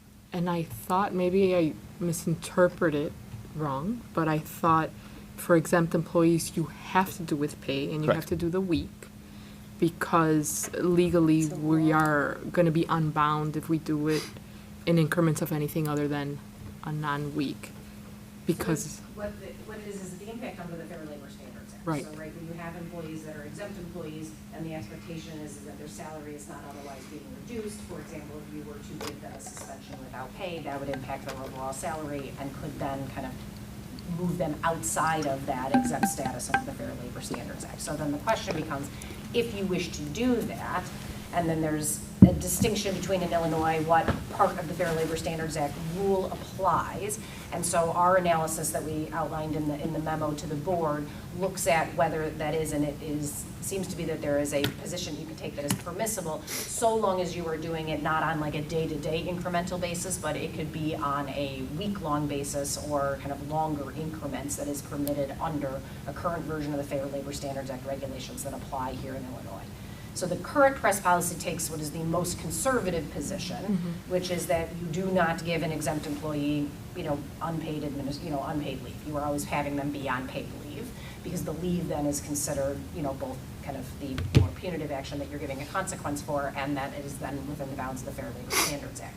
But then there is the position that you could take, is that if you are doing it on the increment of the week-long basis, that it may fall within, the Fair Labor Standards Act. Now, of course, there's always subject to litigation and those considerations, but I think it would really be, if the administration has, wants to have that, flexibility to some degree, or the board wants to have that flexibility put into your board policies, what it would require, though, is language change in those two policies, for you to be able to do that.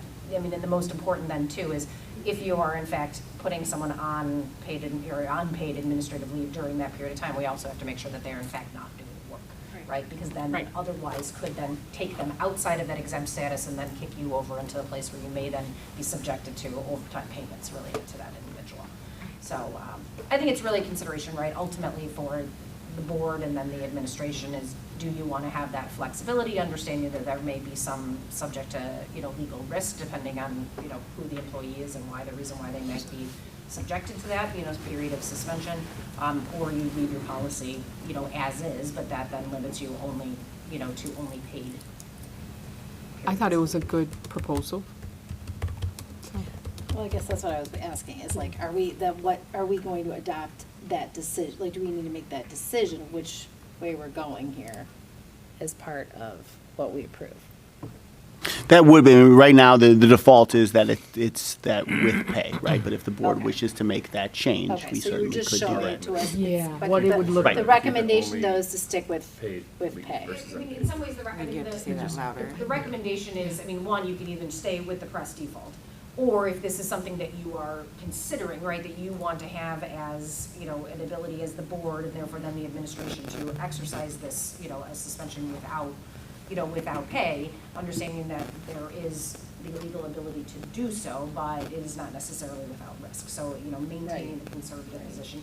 A lot of it really has to do with the expectation of you are, you know, from the standpoint of who is the individual right within the district who is otherwise considered an exempt employee, and that typically that is not carried out, and subjecting to their exempt status, potentially being challenged on the fair labor standards.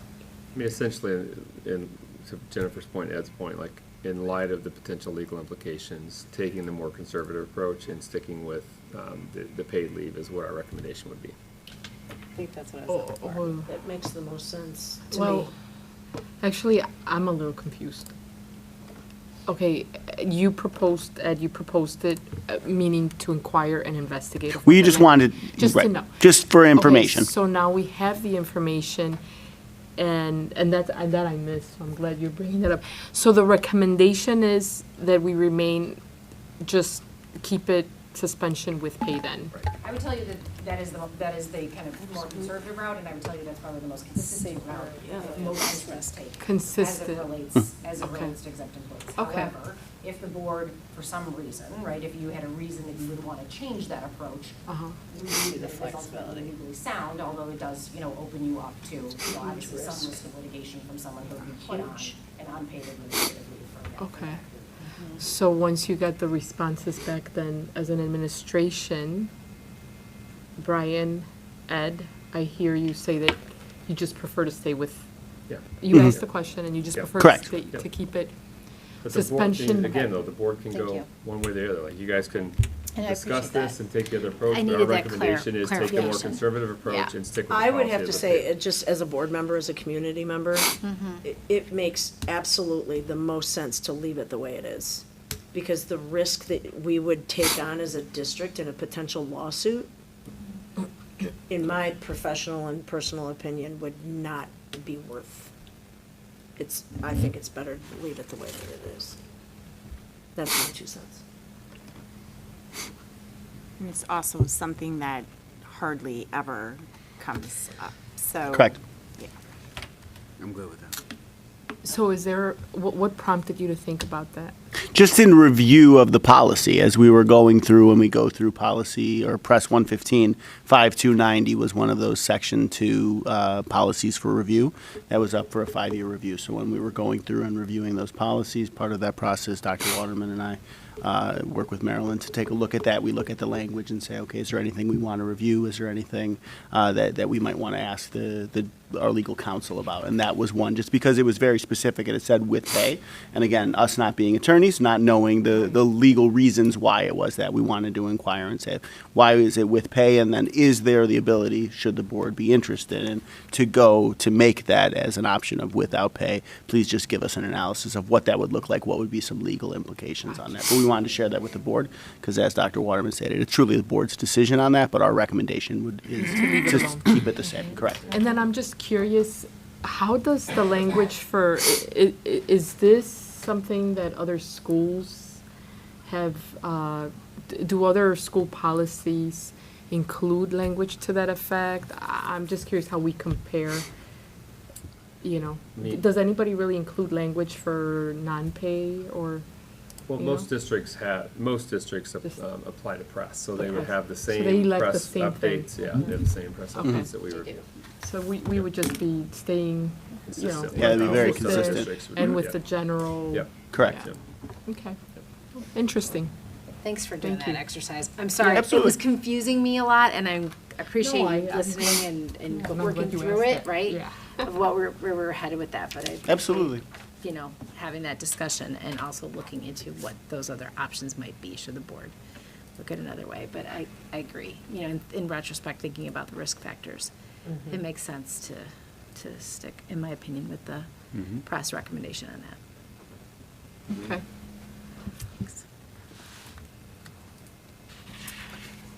No, we're good. Okay.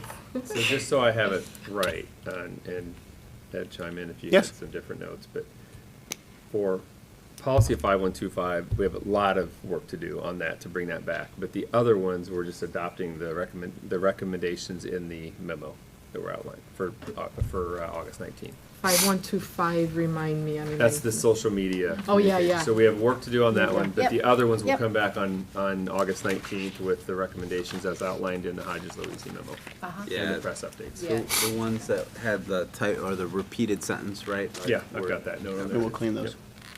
We'll clean those up. Yes. I just want to make sure I had that You did? accurate. All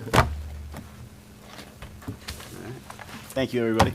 Thank you. All right. Thank you. Thank you, Ed. Thank you. Thanks, Jennifer. Okay, next, we're gonna review the 23-24 student behavior infraction data and the 24-25 areas of focus. Leslie Owens. Thank you, President Rich. So in your packet, it starts on page 96, you have the memo and the data. This is a consistent report that we've brought to the board at this time of the year over the past few years, so some of you are used to this format, but myself and Dr. Tyrell will talk through our data from last year, including a comparison of the previous school year. And then I'll turn things over to Dr. Tyrell to kind of talk about some of the things we have in place for addressing some of the areas that we want to make improvements or changes to over the course of the next year. As I said in the memo, this includes both attendance and behavior data, and really it's a selection of our top behavior referrals and all of our attendance data. And it based on the highlighting, whether green or yellow, but the green will show you areas in which we've had some decreases, and then yellow will show you some areas that we've had some increases, so we'll walk through that. If you look at the chart, it begins, sorry, my packet's slightly different. On page 97, you see the chart comparing last year, all 4 quarters, to the previous year, 22-23. We've done that over the past few years of comparing the last 2 school years to look at these different numbers. So I'll highlight that overall, our total reported events and attendance referrals have decreased. Our behavioral referrals, when we take out the no-show detentions, have also decreased. The no-show detentions are kind of a secondary referral when attendance issues have come about. Students receive referrals, and so we do remove those to kind of just focus in on what's behavior versus what's attendance. That it can be a little bit confusing. If you look at our attendance referrals, all-day cuts have improved a bit. I just want to make a note on that 4th tardy for the 23-24 school year. We did switch to requiring referrals after the 5th tardy. That was a switch we made, so that's why you see that kind of funny number of 7 there. Just because the volume of tardy referrals was quite a bit to manage, and so we were trying to make our practices sustainable through our attendance office, but that's why you see kind of that number there. We did see some increases in 5th, 6th, tardies, and 7th or greater, which did go down. Unexcused absences crept up a little bit from 457 to 556, and then our cuts decreased from 1238 to 1041. So in total, there was a decrease overall, like I said, from 22-23 to 23-24. I know I've mentioned to the board multiple times throughout this year that attendance is an area of focus for us next year. I'll speak about that a little bit right now. It is a trend, chronic absenteeisms, attendance concerns. It's a trend we've seen nationally. LT has not been immune to that, and so it's really an area that we want to dig into next year and really study from the ground up. So what is that definition of chronic absenteeism? Where are we seeing attendance issues? There are so many different reasons for attendance issues that it's not something that you can paint with a broad brush and solve with the same type of intervention. So we really want to drill into who is having attendance difficulties, what is the reason for that, and then be able to provide more specific interventions. But also increase our communication and clarity to not only our staff and students, but our families about what why attendance is so important, what chronic absenteeism is and isn't, and make sure that people are all operating under the same set of definitions and understanding, so that we can hopefully, again, see some improvements there. But again, it's, you know, something that has not been unique to LT. Unfortunately, it is something that we're seeing across the nation, but something that we definitely want to dig into and make some improvements on. In terms of behavior, we do look at sort of the top behavioral referrals. You'll see those listed, and then kind of that category of other serious behavior referrals. So again, anything that has, we've seen a decrease or improvement, you'll see highlighted in green. The yellow shows that we've had a bit of an uptick or an increase. So we did see some nice decreases in academic dishonesty, blatant disrespect, disruptive behavior within our classrooms, physical confrontations, or tobacco policy violations. Under other serious behavior referrals, decreases in that violence with and without physical injury, and then our drug offenses. Alcohol offenses stayed completely the same across the 2 years. We did see some increases in electronic policy violation number 1. That speaks to students with earbuds, cell phones, use of those devices in situations or areas where they shouldn't have them. And then failure to follow directions, inappropriate behavior. You see those no-show detentions that I just talked about. Tech violations and thefts also crept up a little bit. Verbal confrontation increased by 1, so fairly similar to 22, 23. But again, these are the ones that we sort of focus on in terms of creating disruptions within the academic environment and within our hallways and other common spaces.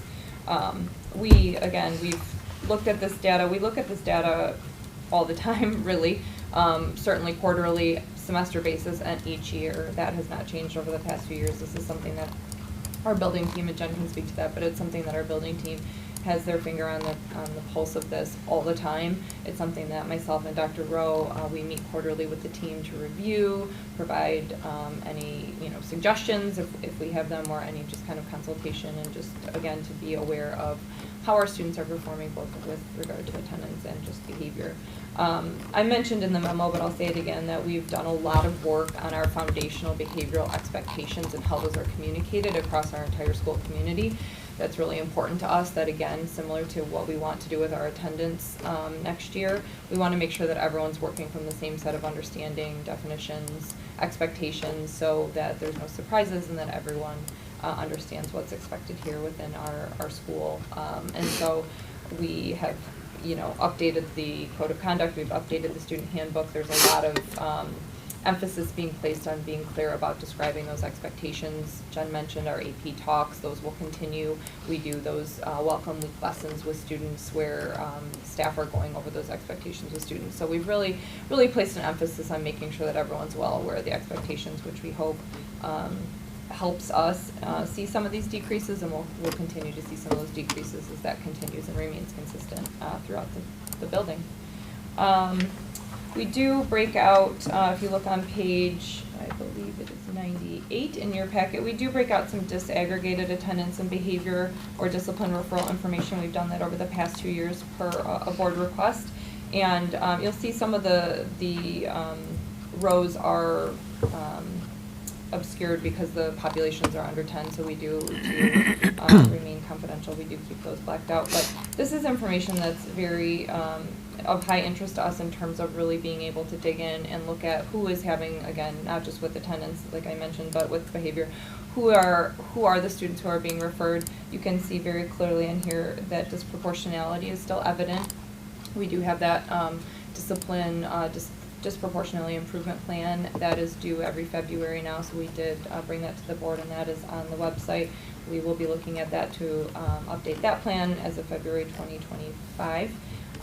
But it is something that is of high interest and high importance to our entire building team and truly our whole staff in terms of trying to decrease that disproportionality of out-of-school suspensions and discipline for certain groups, certainly our Hispanic or Latino group and our Black or African American group. So you can see there, I listed underneath that chart just our overall demographics. You can see that as a point of comparison.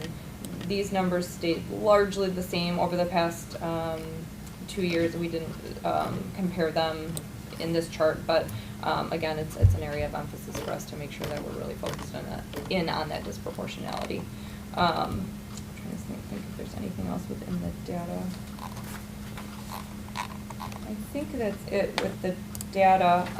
Any questions about that before we move into kind of the upcoming steps for the next school year? I'll talk about kind of the programmatic and PD pieces, and then, excuse me, Dr. Tyrell will go into some more detail on some of the day-to-day operation changes.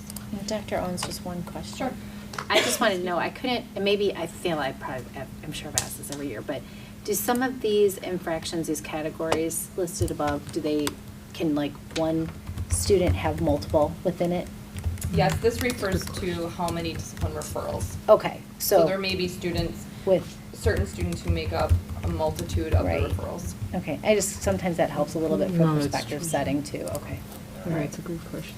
Yeah, I mean, it would be helpful if maybe you guys could list that, like, note that underneath the chart.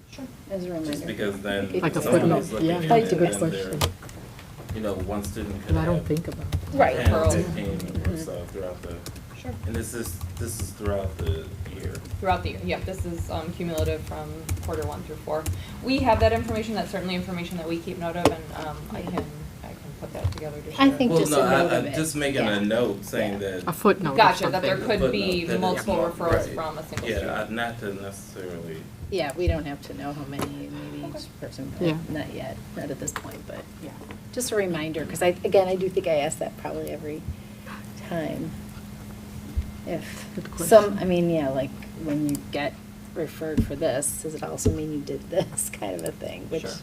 is probably another Or the discussion. same student there's- doing. That's, Some- that, just to piggyback off of that, that's a question that I was wondering is that we're looking at the data, if our numbers are strictly representative of total referrals. Mhm. My question would be, how many of those are what I call frequent flyers? Mhm. Right, so when we look at the percentages, and they certainly do appear to be disproportionate, right? But is it the same handful of kids? We do. Do we know? Yes, we absolutely know that information. Okay. One of our report card metrics does speak to, for goal 2, does speak to students who have 0 or 1 referrals, and that's our goal, to keep students at 0 or 1 Yeah, referrals. right. And I don't have that percentage right in front of me. I can look at that in just a second. We're in the mid to high 90s on that, so the vast majority of our students are not obtaining referrals. But we do keep track of how many referrals a student gets throughout the year. I want to clarify, Carrie, I'm not sure if you were thinking that potentially one incident could result in multiple codings, meaning That's- like yes. if you got blatant disrespect, you also received inappropriate behavior, you also received insubordination. Typically, it's a single code. Okay, yes, So- that was actually what I was Yes, so asking. it's Like typically a it's a single code. domino but- effect, I wondered if it Yeah. was, it No, so like a triggers- single event wouldn't typically Okay. result in a student receiving 3 different referrals. It would Okay, be, okay. there'd be a primary referral for the Okay, incident. okay. But there are students who may have 5 inappropriate behavior referrals on the school year. Okay, And others who have 0, yeah, if that makes and I sense. was asking, was there like, you did There might this, be- therefore you were also, this No, happened and this no, no, happened? no. Okay, Well, that's helpful. There to know. may be situations where there's separate things that happen, and so they may have different referrals, but Mm-hmm.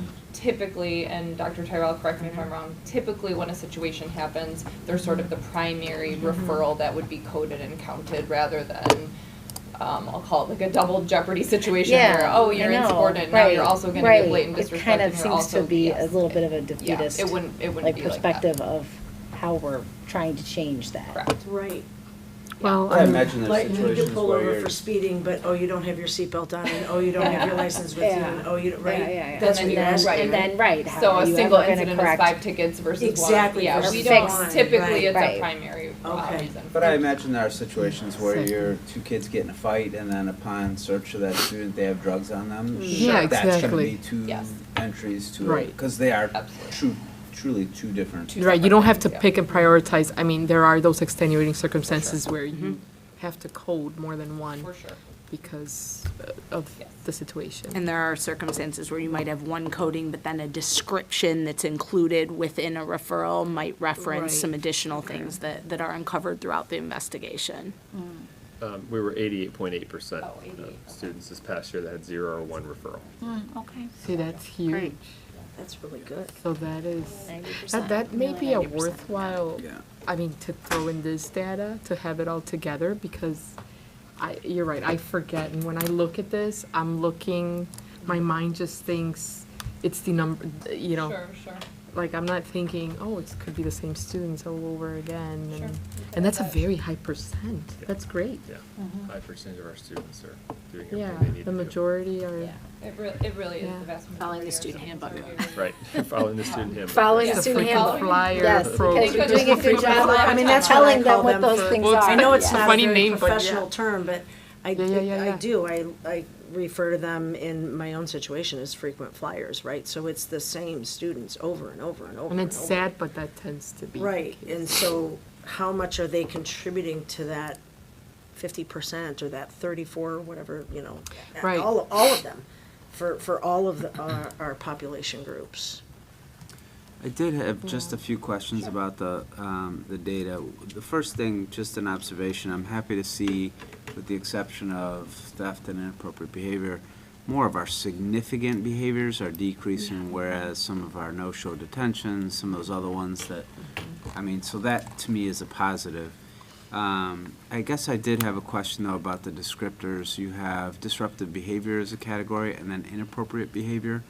How are those two things separate? How are they different? Jen, do you want to speak to that at all? That question has come up before, Tim. I think it sometimes is splitting a little bit of hair.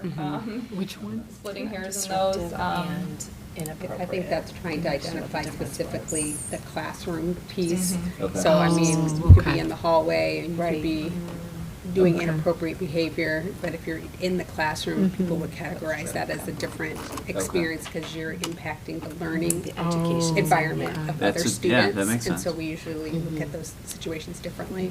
That makes sense. And different interventions for different behaviors, right? So that's good. Okay. And then, the disaggregated data, right? We have been on the watch list for a long, how many years do we know? It's been a number of years. For disproportionately, it's been the last at least 6 or 7. What happens if we no longer are on a watch? Like, we're seeing some growth here, minimal, but some. I know there's a lot coming down the pike for interventions and things that we're trying to do to make that better. Is there any concern with that becoming less of a watch list and there's action needing to be taken? Meaning if we were to come off the watch list, that it wouldn't be as big of a priority for, No, if the state now says, we're not pleased with the progress that you're making, oh, gotcha. you have to do something else. That's a good question. They outline what needs to be included in the report. They outline who's on the watch list, and then you submit, and your report has to be, not your report, but your plan. So there's a reporting piece, which is your data that they ask you to go through, and then there's your actual plan to address, and they have to approve that. So I would assume if they didn't approve it, they would provide some type of feedback to say, we need to see more drastic action in this area. But again, there is the reporting piece, so we can keep showing this is, excuse me, these are where our numbers are moving and this is what we're doing. And I think what they're checking is that your interventions are matching, the groups of students that are exhibiting difficulty. Yeah. And not just putting lip service, I guess, for lack of a better term, to say, oh, we're doing some things, but it's not really specific. Yeah. I think you have to be off of it for consecutive years. You do. In order to be removed from the list. How many years, do you know? 2 or 3? It's 2 or 3. I thought it was I think it's 3. 3. I thought it was 3. I would just, the only other thing that I would add is one of the things that we've added on our response and an action step that we were going to be taking the previous couple of years was the development, research of a potential intervention room, development of an intervention room. And now I'll share some updates in just a bit about the implementation of that intervention room and really as I understand it, we're on that report. Certainly, we have disproportionality that occurs just in our general referrals, but we're on that report because of exclusionary discipline. And it is our hope that a replacement or alternative to the exclusionary discipline will help us move the needle in terms of like getting really close to a low mark of exclusionary discipline being used, not eliminating it, but really lessen the number of times that we use it, which then should help us take the steps to potentially get off that report. Now, we can't say for sure, right? But we hope that that will be a step that is really important step for us that will move the needle. So that's a question I had, and maybe it's because I'm new and y'all have talked about this in the past, but I keep going back to these numbers and I'm wondering also, is there a connection between our numbers here, you can see what I'm pointing at, right? With our population groups and the way that we're disciplining our kids, right? So do we have procedures in place that are just, they're not helping? Like they're kind of discouraging our kids to, I don't want to say give up, but just throw in the towel and say, well, I'm going to get in trouble anyway, right? And we don't have a real restorative type thing in place that can help fix this. Yeah, I would say that what you just said in terms of restorative way, like that has been a major focus of our team over the course of the last couple of years, and we're Okay. continuing to make progress, right? So we have disproportionality that exists in general referrals. We also, and this board knows it, we're very transparent about our data. We also have disproportionality when we're talking about exclusionary discipline, out-of-school suspensions, and in-school suspensions. But we really hope that some of the things that we're doing proactively with these specialists that we've been able to hire and our student support teams at large, and honestly, just in building a restorative culture here at LT will make a difference. But then also some of the things that we're doing as an alternative or response will also help, in a way where we provide learning opportunities. We prefer, provide opportunities to repair and repair harm that's created, and provide ways to build connections and relationships within our school community. So that's one of the biggest strategies, or not even strategies, things that I'm going to share as an action step, and it's number one on our list, is building a super. restorative culture and continuing to move the needle. Okay, thank you. Jen, what do you mean by exclusionary? Exclusionary discipline is an out-of-school suspension, so you take a student based on a referral, right, a significant disciplinary action that occurs, and you remove them from the school environment, so you exclude them. Oh, okay. And what we're going to be looking at this year is taking more of those instances and providing an alternative to that exclusion, an alternative to suspension, and providing a significant learning opportunity for students, and saying, okay, this may have happened, but you're going to stay right here with us, and we're going to work with you academically. We're going to work with you from a social emotional perspective, and hopefully there'll be a significant amount of learning that occurs, and you're going to build some relationships along the way as well. So our theory, right, when we talk about problem of practice, our theory would be that we would, and we don't have a lot, like if I was going to share with you suspension data, we don't have a lot of students who were suspended multiple times last year. We decreased our out-of-school suspensions and in-school suspensions significantly, and we don't have, from an out-of-school standpoint, didn't have a lot of multiple suspensions per student, but our hope would be that we would even lessen that next year when we're incorporating a significant learning opportunity for students. Okay, so this restorative, and thank you. I Yes. recall the conversations that we did have on restorative practices. So those restorative practices, you're hoping that it would bring down the total reported events and then help the disproportionality referrals, the segregated, is that the whole goal? It's one of the goals, yeah. Okay. Okay. The other thing I think about is, we have a decrease in attendance referrals, but an increase in chronic absenteeism, right? So I'm trying to put all these different measures into place. Our panorama sense of belonging results for students is pretty good, right? Our number of students that are engaged in activities or athletics outside, that number is exceptional. So we have kids that feel connected to this building, yet we still continue to see these numbers. Is there something within those worlds that we can fix to try and get them to feel more connected to our buildings so we're not looking at these significant behaviors? And I don't know if you've gotten an opportunity to look at how long some of these students have been registered in our district or in this area. Are we seeing that number disproportionate for kids that are moving in here? And if we are there things that we can do to try and mentor them, peer mentor, something to engage them into LT and get them, because worlds are different, right? Like if I'm coming from 100%. Ohio to Chicago, it's a different world. But is there something that we can do to better connect, if that is in fact an issue, that we're seeing it from a lot of our newly enrolled students? There isn't a significant movement, is it? Like from out of state? Like coming into the district that haven't been, I think that Probably we- Not in huge numbers. I think the key of that though is that these are, when we start digging in and really disaggregating data and start looking at more specific information, which is really our next phase of getting much more sophisticated in our data analysis, because the numbers have generally, if you look back, they overall have stayed pretty stable. There's been some ups, some downs, but if you looked at the trend line, it would be pretty stable. So that tells us then we need to in order to move the needle, we need to do a little bit more sophisticated data analysis to figure out, okay, what are the exact factors that are impacting specific students, the students who show up more frequently, either with referrals for attendance or behavior. And so it could come down to, we find out that it's students who have this common characteristic, or it may be a lot of individual things.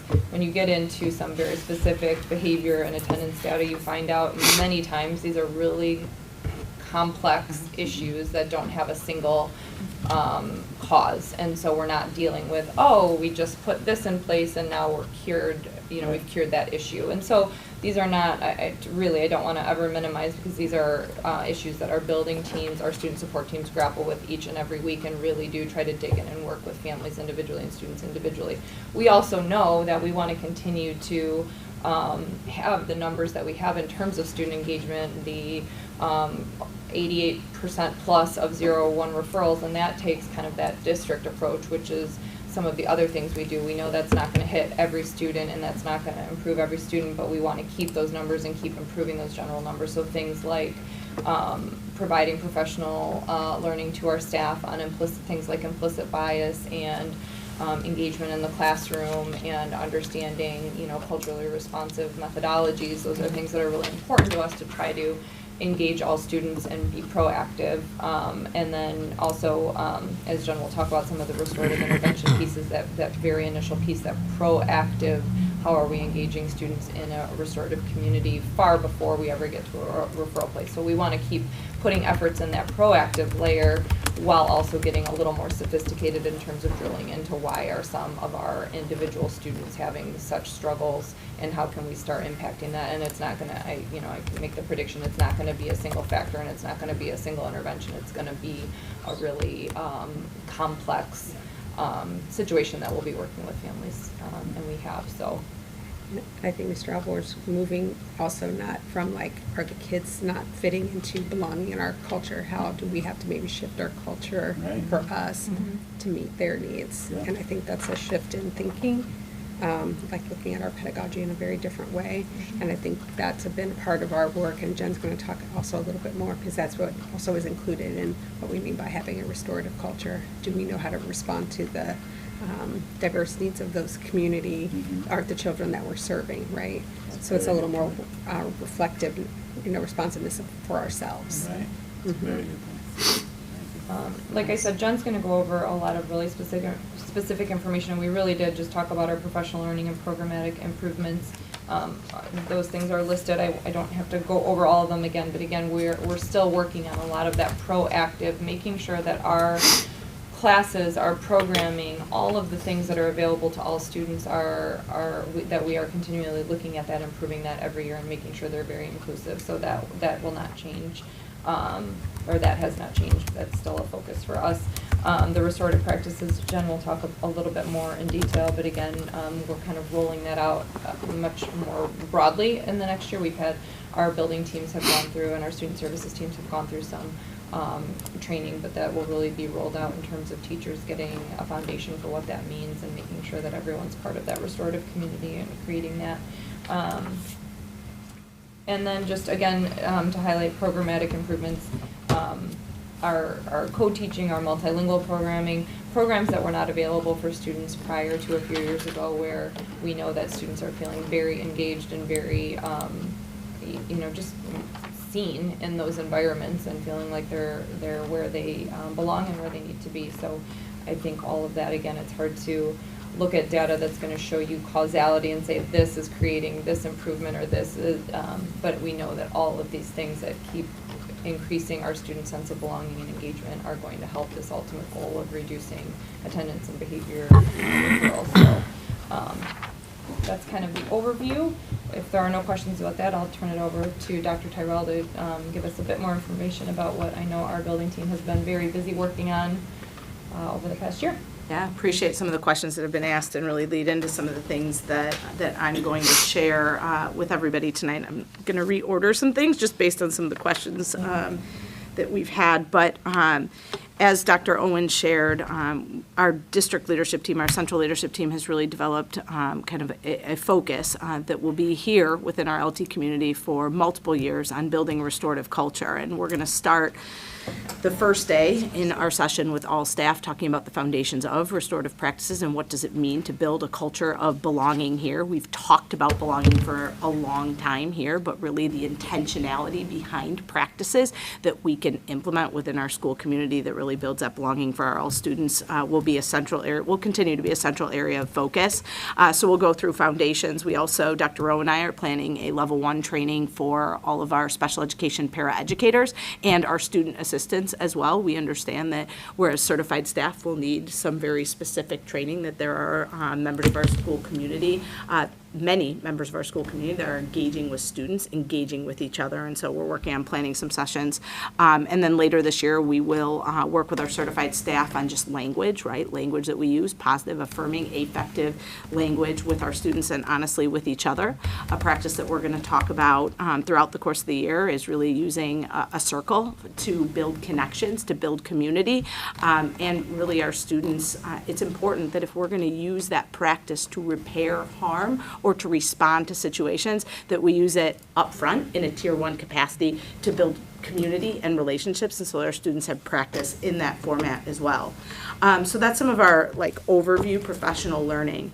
When we talk about kind of tier 1 implementation, when we talk about building restorative culture, some of the things that we've identified, we're going to continue our implementation of our Welcome Week and SEL lessons. That's something that we've done the previous few years. It's been very successful. We've tweaked things a bit, but our communication with staff continuing to emphasize the importance of building community and culture, setting expectations, values, and norms within the classroom, within co-curriculars, within athletics is really important. And also strengthening our language about that with our staff and also talking about how they build those relationships and community within the classroom, right? We think it's really important that that happens before any discussion about the syllabus or any learning occurs.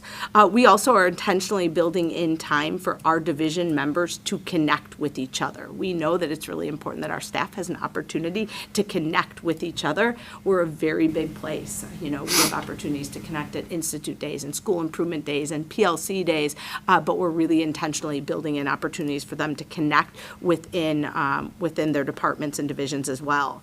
Additionally, we're launching and implementing co-curricular and athletics core values. We got a ton of feedback from students, from student leaders within our co-curricular programs, from our coaches and sponsors, and we're going to be launching those core values, and it is our hope then that those core values will lead into discussions within teams and clubs and organizations about what it means to build a positive, supportive, inclusive culture. So those are words you're going to hear us saying a lot, and hopefully will be the framework for really deep discussions that our coaches and sponsors have with participants within their groups.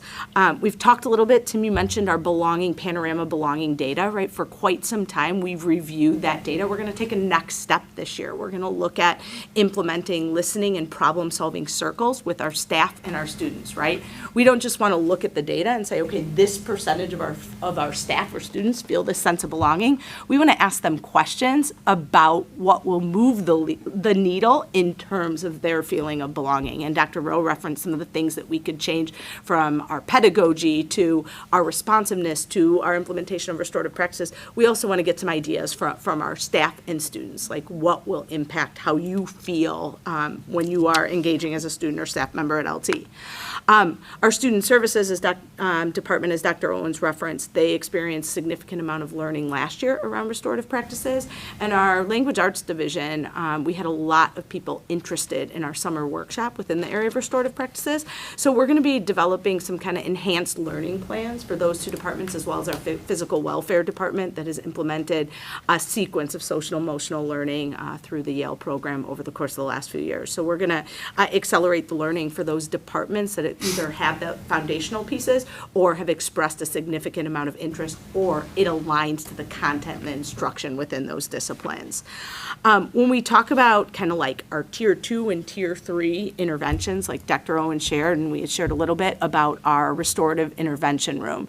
So when we shared our proposal with the board, and we were really excited about the progress that's been made since then, and I'm hoping when we present a Goal 2 update in a few months that that'll be something that we'll be able to provide a significant update to the board on.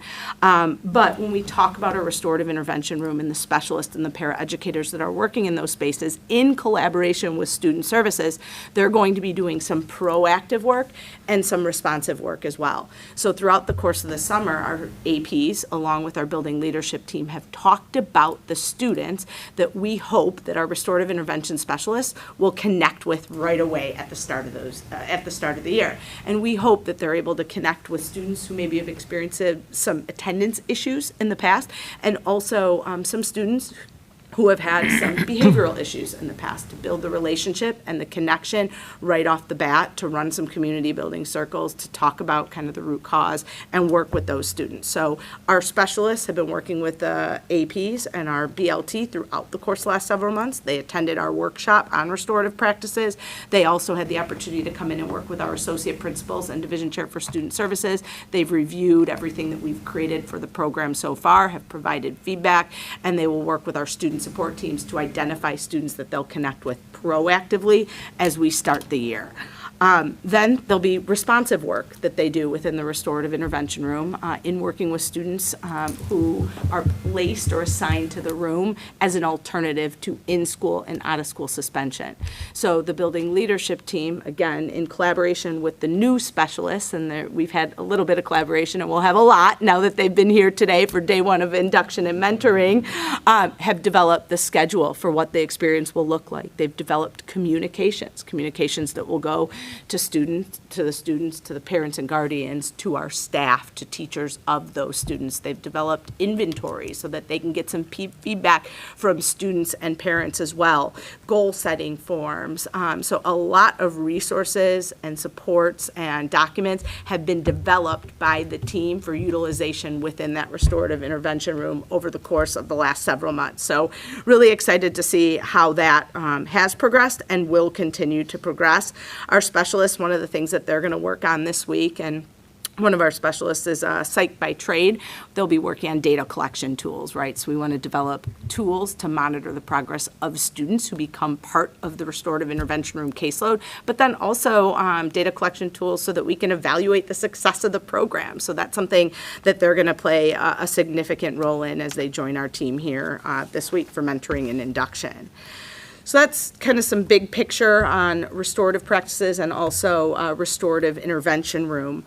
Some other areas of focus, we talked a lot about attendance. Attendance has been on our radar, so there was a significant increase in chronic absenteeism post-COVID. We've moved the needle a little bit over the course of the last few years. 28% chronic absenteeism after 21-22, went to 24% last year, 22-23, and we're at like 22.9% after 23-24. So we're all really excited that it's going to be a point of conversation for our board committee. I think we really need to dive in, look at our handbook language.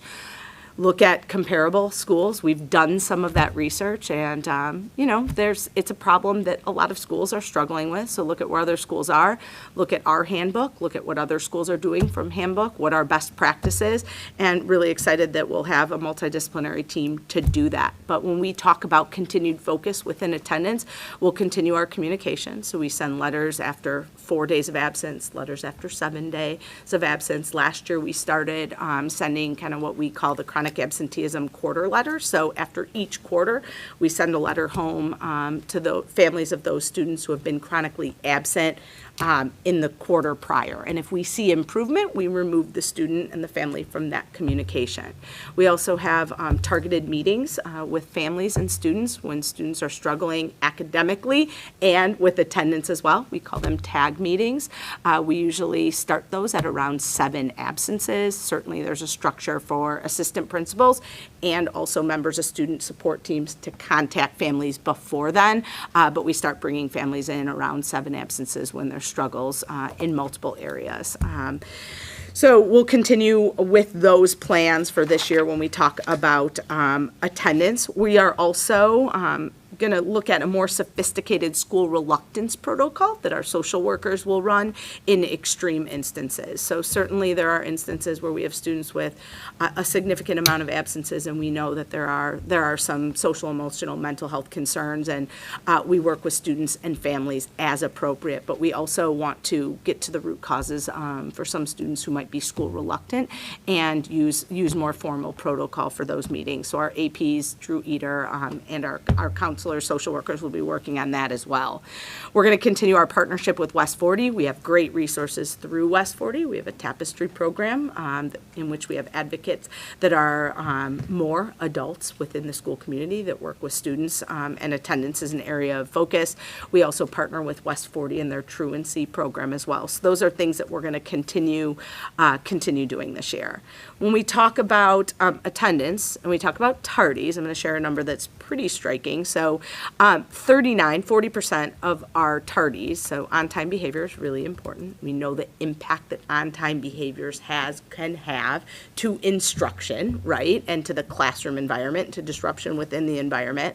So 40% of all of our tardies last year were to first period. So that tells us something, right? That tells us that our on-time behaviors to school are not great, but it also tells us that we're doing a pretty good job when students are here of getting them to class, and they're doing a good job of getting to class. So something that you'll see that we're going to try this year is scanning students in upon entry between 7:45 and 7:55.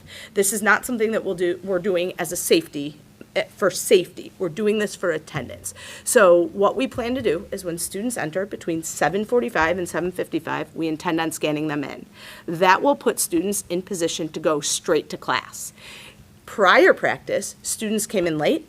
They had to go to the assistant principal's office. That took time, right? Then they had to go to class, and at times, depending on what their entry or pass looked like, teachers then had to stop and implement into the system that tardy. What we're going to be implementing this year, and it's going to take us a little bit of time to get into a groove with it. Students will come in. If they arrive late, 7:45 to 7:55, they'll be scanned in. They'll go directly to class with a pass. The attendance will already be updated for our teachers. Kids will go into class. Instruction will continue. So we feel like it's going to help with just moving kids to class. Hopefully, it'll be a motivator, right? Our theory is that they're not going to want to get scanned in, right? They're going to want to get here a little bit earlier and get to class and not want to get scanned in because there's an automated element to that system. So our hope, though, is that really it preserves instructional time. So that's something that we're going to be doing. We'll be monitoring tardies very closely. Tardies to first period may increase because of it, right? At times we've talked about, like, when you focus on something and you try something different, you may see a bump. But we think that this will be, one, a good motivator, but also really preserve that time in class. So that's something that you'll see this year at both of our campuses. And we're not going to start counting tardies until after our students have the opportunity to attend AP talks to first period, like with this system, because we want to give students an opportunity to learn about the system so that they know why we're doing it, and also, like, what that means for them as students. So that's something I wanted to share with all of you tonight. I will continue throughout the course of the year sharing quarterly attendance and behavior updates with our community. Those have been very well received. And I know Dr. Waterman shares those with our Board of Education as well on a regular basis. I've shifted a little bit, giving a little bit more detail over the course of the last year, and I think that's been really well received. So not just like sharing what the numbers are, but like what are those infractions that we're seeing increases and decreases of. So people have been very appreciative of that. As Dr. Owen shared, we're going to be focusing our board committee on attendance this year. Last year, we focused on code of conduct revisions. So a point of emphasis for the building team this year is really our communication around the code of conduct changes. So we want to make sure that we're communicating through my communications to families, to students, that we're being really clear in our communication with coaches and sponsors. That'll happen right away when they come back at the coach sponsor meeting, that they're emphasizing those changes when they're communicating with students that are part of their groups. We're going to have tables at co-curricular night in both of our open houses in case anybody has any questions. We're finalizing a video that shares about the code in general and some of the updates that have been made. So that'll be a really important area of emphasis for us as we start the year, making sure that our community understands the major changes within our code. Let's see.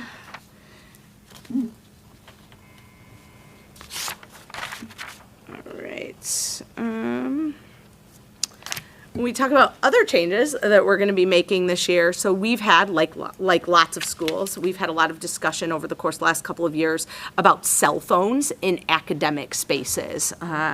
We've read research, we've collaborated with our LTEA, and we're going to make a change with the way in which we engage with cell phones in academic spaces. This is a local and national trend, so we work with our WSC colleagues as well to look at policies and procedures, practices that they have in place. And really, as we continue to prioritize and optimize engagement in the classroom, we're going to be collectively making a change in which cell phones and earbuds are not used during academic and instructional time. So again, this is something that we've done in partnership and in collaboration with our LTEA. We enhanced our communication, reinforcing, the teachers' communication to students last year. We did see some improvement, but this is something that we believe is an important thing as we continue to emphasize engagement and aligns to best practice and really the trend in research as well. So we'll be communicating that with families and students through our welcome back communication. Teachers will be communicating it through their syllabi when they talk with students as well.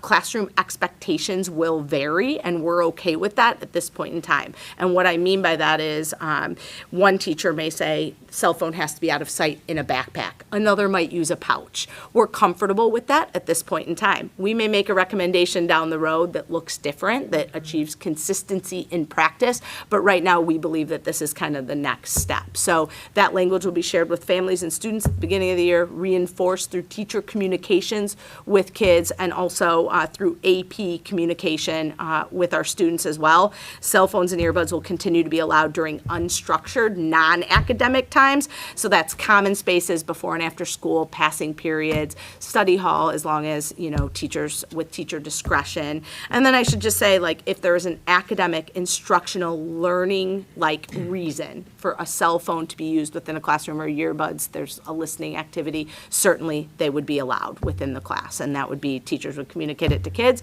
and then kids would be able to use devices in the classroom.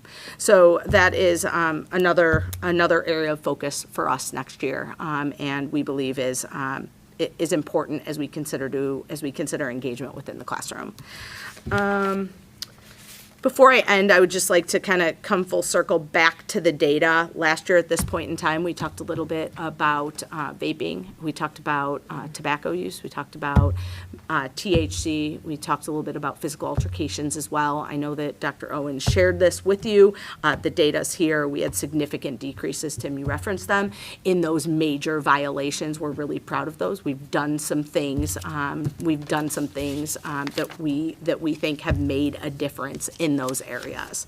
And then the final thing, certainly school safety continues to be an area of emphasis and priority for us. So just want to share a little bit about kind of updates and things that we've done this summer. So this summer, we've established our drill dates. We're mandated by the state to run a series of safety drills, VCI, evacuation, severe weather. We've updated our critical incident manual. We have a new assistant principal who has completed ALICE training and also will receive training on our new camera system. We'll be providing a BLT, Building Leadership Team, update to staff in which we're going to review our safety protocols. That's feedback from our safety committee. They think it's really important that we do that at the beginning of the year. We do as well. A safety update will be included as part of my welcome back communication. We've updated North Campus evacuation maps, so to reflect what is happening in practice from a severe weather standpoint. So those have all been updated and are aligned to recommendations provided within our safety audit as well. We'll continue to focus on hallway presence and creating that presence within our school community, one, to welcome students, to engage with students, to develop relationships, but also encourage on-time behaviors. And I would just say, our continued partnership to increase the number of student assistants on campus has made all the difference in the world. So more presence, more eyes, more connections with students within the halls, within areas that need to be supervised has made a significant difference here. We'll continue to emphasize students being required to wear IDs, and we've evolved our internal visitor procedures a bit so that we have better information and access to that information about who's on campus at any given time. So those are all things that we've done this summer. Few things that we've done since we updated the board last year. As you all know, we've created a safety website. So that's something that is constantly evolving and we are updating, and is something that really summarizes our perspective on what school safety is, which is multifaceted. We've also updated exterior door signage. We've added many new cameras. I think the number's about 150 from last year. So we are working towards being fully covered from an interior perspective with cameras, which is great. We've added new AEDs, vape detectors. We'll have some significant upgrades to our PA systems. So we have done a lot and will continue to do a lot, and it will continue to be a major area of focus for our team. We also will have beginning of the year safety training for our admin assistants in the main office, AP office, and superintendent's office, and our associate principals will continue to implement a checklist of things that they want to make sure they're doing on a quarterly basis. Room checks, updates, communication, all of those things so that we're not missing anything.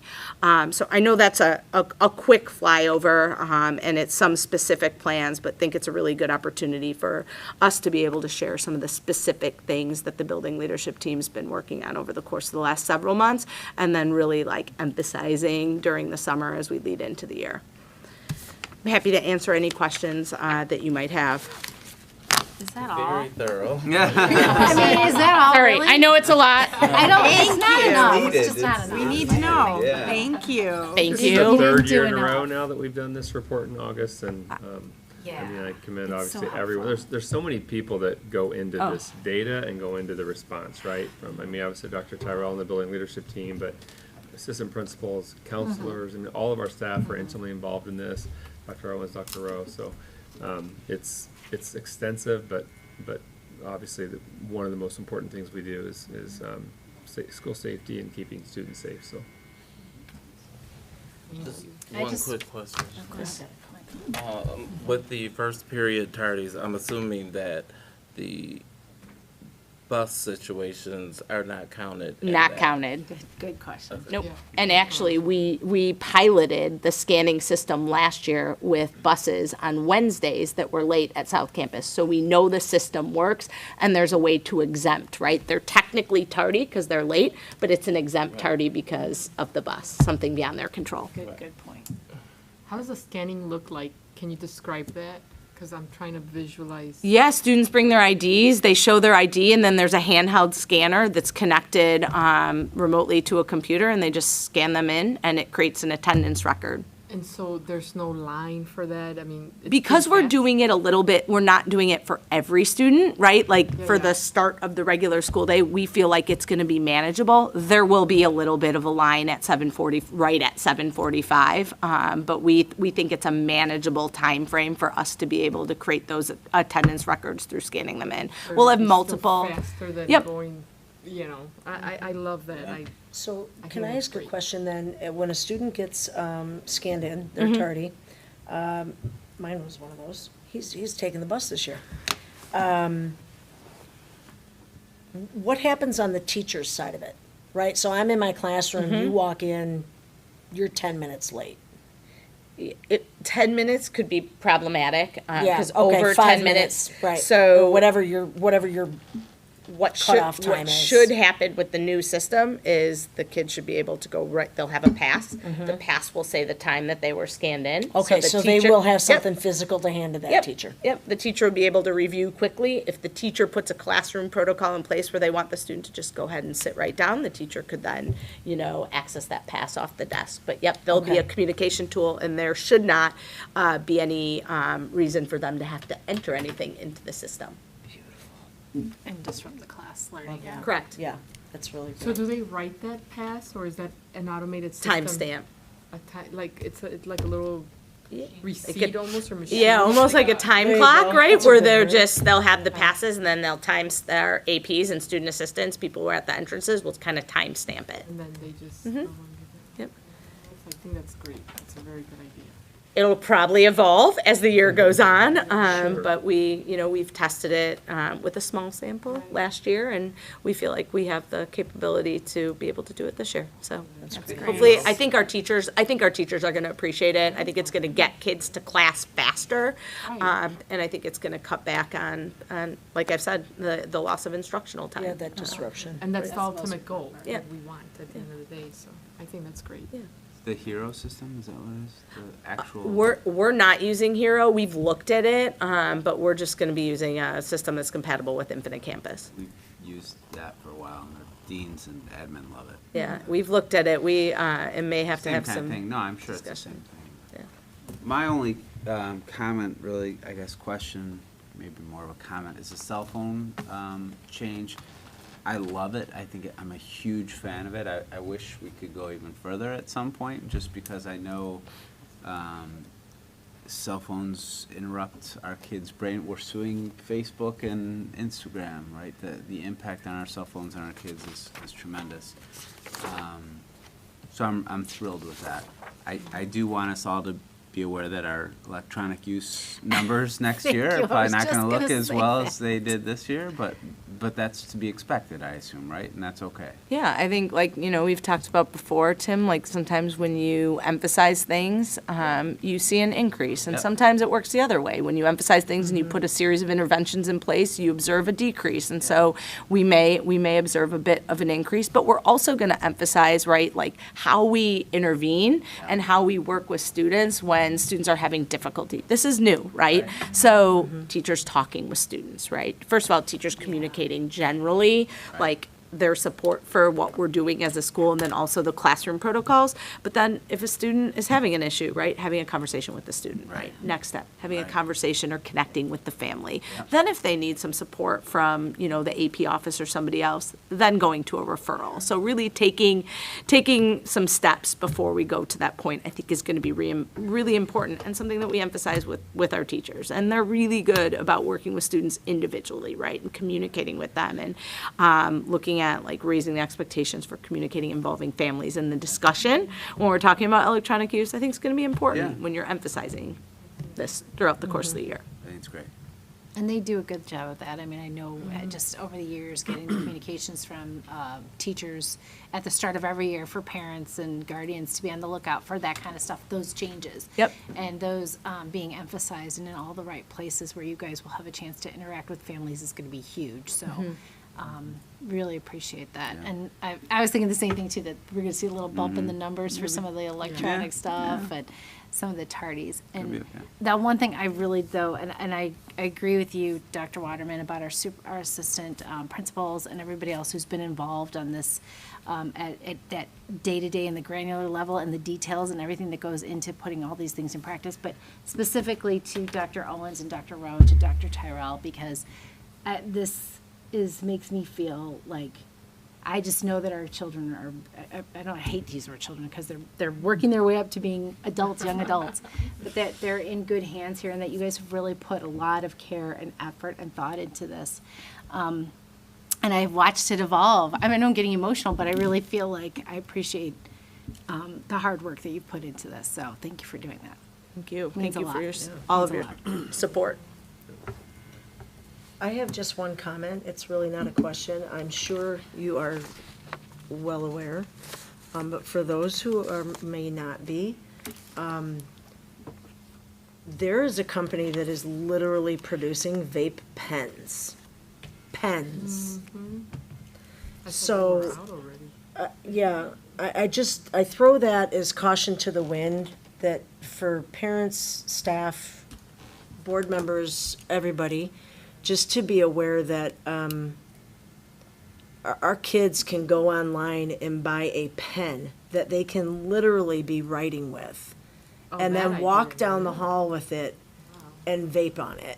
A multi-purpose. And yeah, I mean, it could be this instrument right here. So, I think that, because you mentioned it in your report there, Dr. Tyrell, I just think it's something that needs to be definitely made aware to the staff so that when they're in the hallways, they can be a little extra,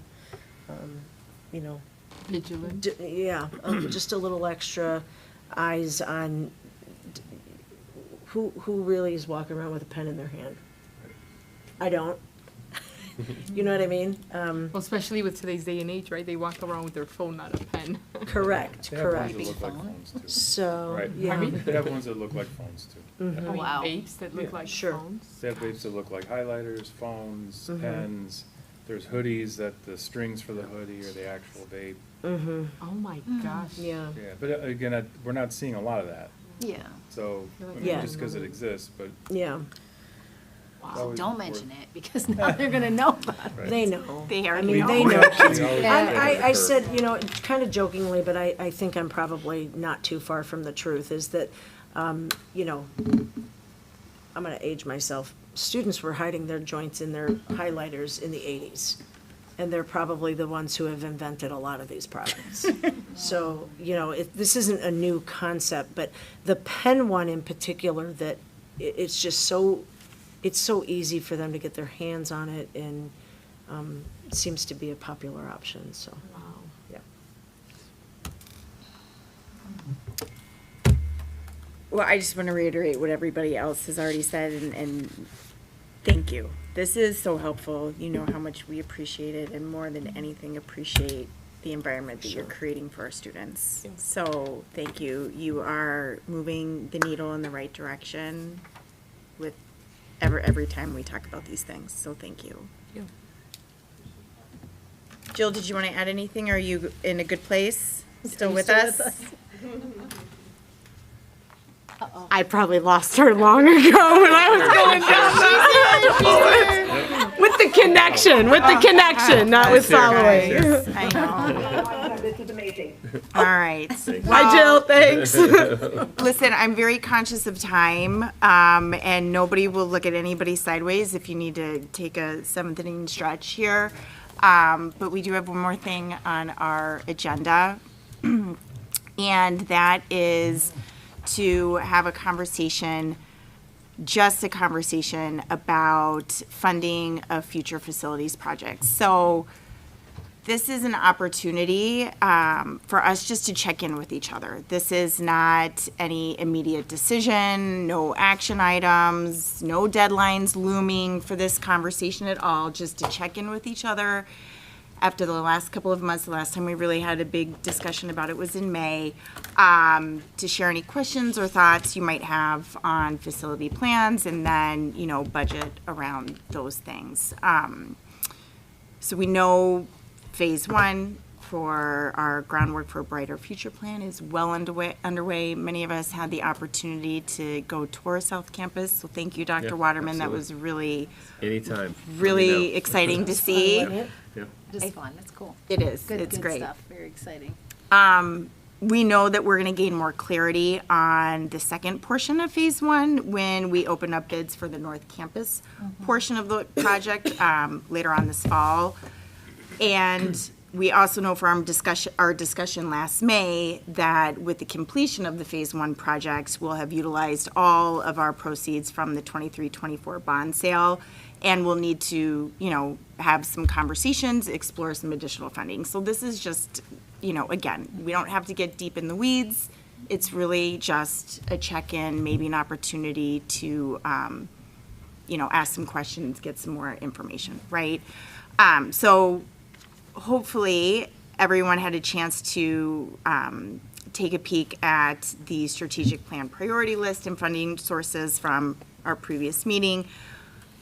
But it might be a good place to start, and not to put you on the spot, Brian, but just to kind of let us know what's coming around the corner with our financial landscape. When, and I should know, but I don't, when will you talk to us again about our 5-year forecast, and when will we review and get approval for the bid specs that are coming our way, just as a way to kind of start thinking about timing and stuff like that? So I think the bid specs for the projects that we have now that we're looking at for the summer of 2025 here at North Campus, I think the goal is pretty much to have those by November, December timeline in place. Okay. Obviously our architects are working on putting those together based on the board's approval to put those bid specifications together. And so I think we'll have a pretty good handle on those numbers, no later than I think by December, I think at the very latest. Okay, that's awesome. The couple of things that are going to happen here, in the next few months. First of all, I'm fairly confident that we will have a surplus from the FY24, so the year that just ended in June 30th, 2024. I don't want to go out there and say what that surplus will be yet, because we have just started our work on reconciling the year, and in fact, our books are still open on that year right now, and they will be through the month of August yet. So, and really the reason they are is because we work on a modified accrual accounting basis, and so anything that comes in July and August, invoices that are attributable to services, goods, anything that we purchased or had in place before June 30th, will actually get charged back to that year. So we still have outstanding invoices for transportation that have to come in. There are, other invoices out there. As I mentioned earlier tonight, I just received an invoice that was a period through June 30 for our construction that's going on at South Campus right now. I think it was about $1.5 million. So that's going back into, granted, that's a separate bucket of money because that's going to our the bond sale proceeds. But so we're still working on that. We will have a handle on what that surplus looks like probably, I would hope, by the middle of November at the latest. Our auditors come in, do their field work the week after Labor Day. So that's when we start that process. We go through and we create all of the accruals from that past year that we, have to move back into and charge for the prior year and all that sort of thing. So all of that work takes place really through September and October, and then we'll get a handle on what that surplus looks like in November. So again, we can talk about what that looks like, and that might coincide with the time period of receiving the bids back. That's, yeah. Which will be helpful. Which I think is important to know. That could Yep. potentially impact phase one, Yep. but we don't anticipate that impacting phase two. Right, exactly. And I think, the timing of those two will line up, and I think we'll get that real nice picture of what things are actually going to cost through the bid specs for those projects. And then we know that we've already kind of, talked about how we would fund those projects, right? We've had that discussion, we had that discussion in May. So it's entirely possible, again, depending on what those bid specs, or what the bid pricing looks like, we could, whatever the surplus is that we have this year, could utilize for some other projects going forward. We'll have to take a look at that. The other piece of that is the 5-year forecast. 5-year forecast I typically share with the board in March. And the reason I do that is because, again, we finalized the audit in December, so I have all of that prior year information now, exactly where, exactly what it is. And then in January, we will also receive the CPI increase for the following year's tax levy. So we implement that into that forecast as well, with an actual number, as opposed to kind of trying to take a guess.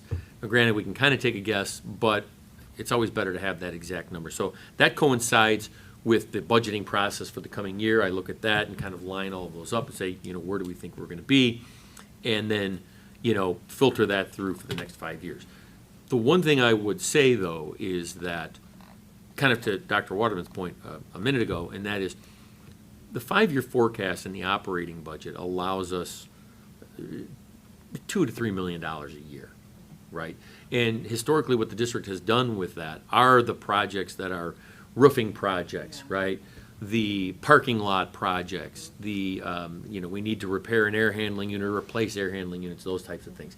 Those are the kinds of projects that we have done with those, on an annual basis. Now, all of those still appear on our list of projects to do in that phase 2. But when you're talking about a large dollar amount, something that, when we talk about the phase 2 that, we haven't updated it yet, but I'm confident the pricing is probably higher than what we saw when we updated it in January of '23, just because that's how it's gone. With those operating funds, $2 to $3 million a year, we're not going to come anywhere near what we need to do in terms of the building renovations that are out there. So, You mean phase 2? In phase 2, Yeah. correct, yes, in phase 2. So, there is a small opportunity there on an annual basis for work to get done. Again, how large or small that is going to depend on a lot of factors going forward, right? That CPPRT number that we've talked about, what those CPI increases in the tax levy look like. So there's a lot of factors that go into all of that.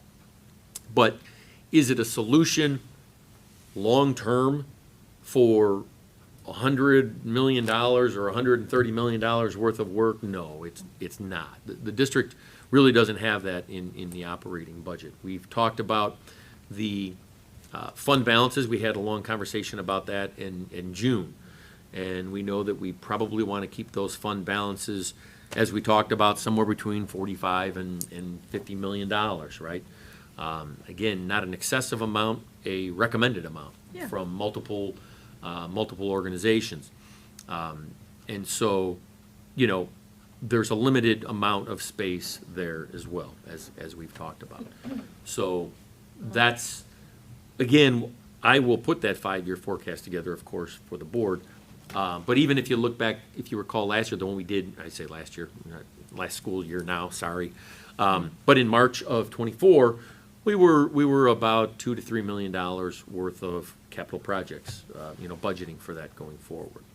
So that's helpful, and especially knowing the timing even for this fall for the first part of that conversation is really helpful too. And we had a very thorough, I think, good conversation about that surplus in May too, which is kind of prompting, like, after a couple of months, like, you just threw out some numbers like up to $130 million. So I think, is there, just open it up, like, conversation about, like, what does that encompass? Like, what are the priority projects, revisiting lists, talking about, I don't know, I'll just open it up. I can say, like, I think that that list was developed now going on 3 years ago, 2 to 3 years ago, right? So if you remember, and those who weren't on the board, It was really starting in 21, 22 that the architects started developing a mechanical assessment of all of our facilities. And then in the fall of 2022, so 2 years ago now, is when we did surveys and focus groups to develop that phase 2 list. That was presented to the board in January of 2023.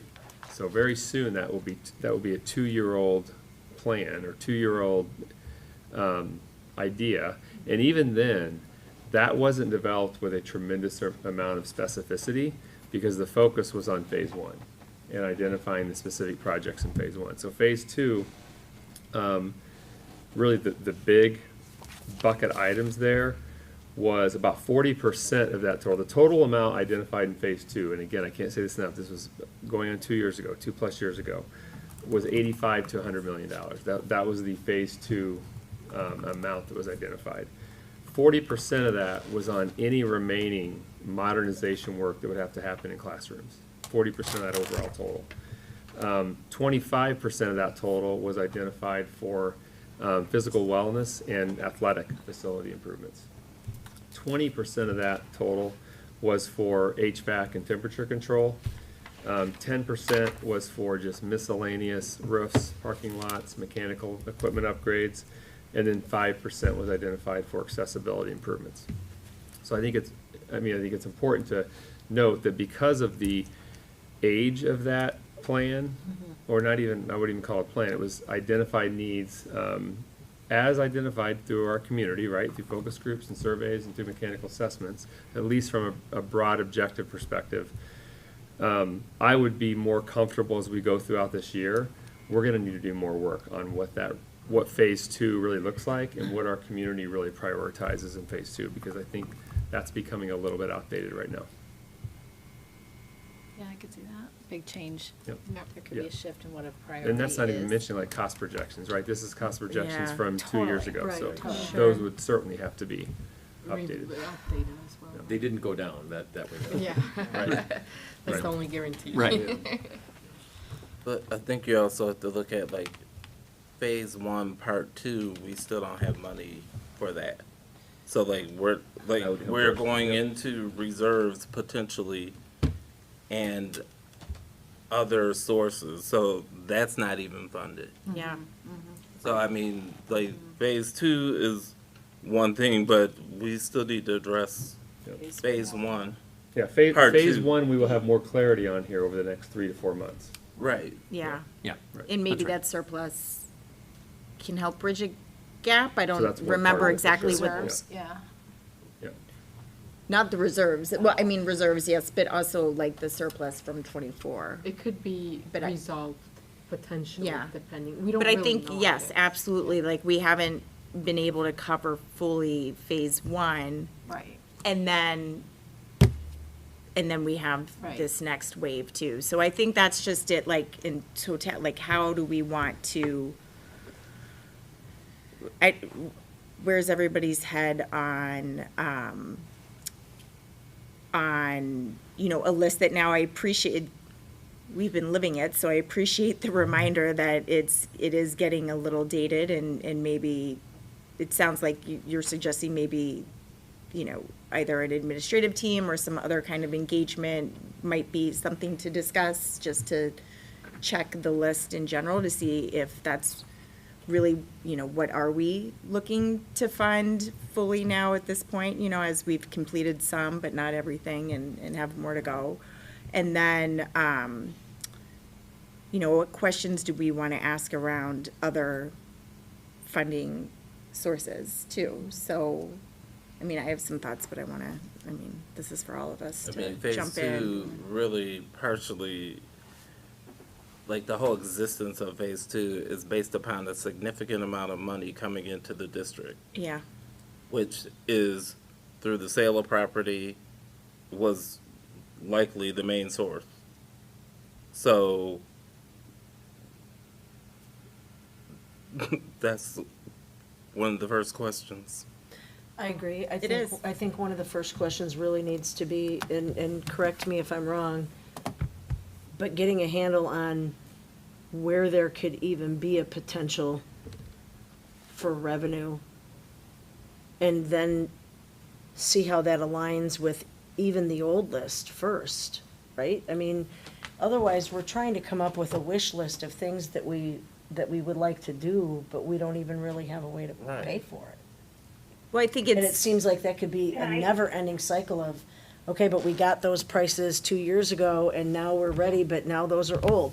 And so then you go back again and go, okay, well, now what can we afford? But now we need to revisit what people want, and it will never end. it'll be a cycle. I think it'll be Yep. a cycle. I think, you know, there may be a need for some sort of priority in prioritizing in terms of Sure. the what and the how, and find out how we can try and make those align, and getting those two discussions on the agenda so we can officially start looking at options would Yeah. probably be a good idea.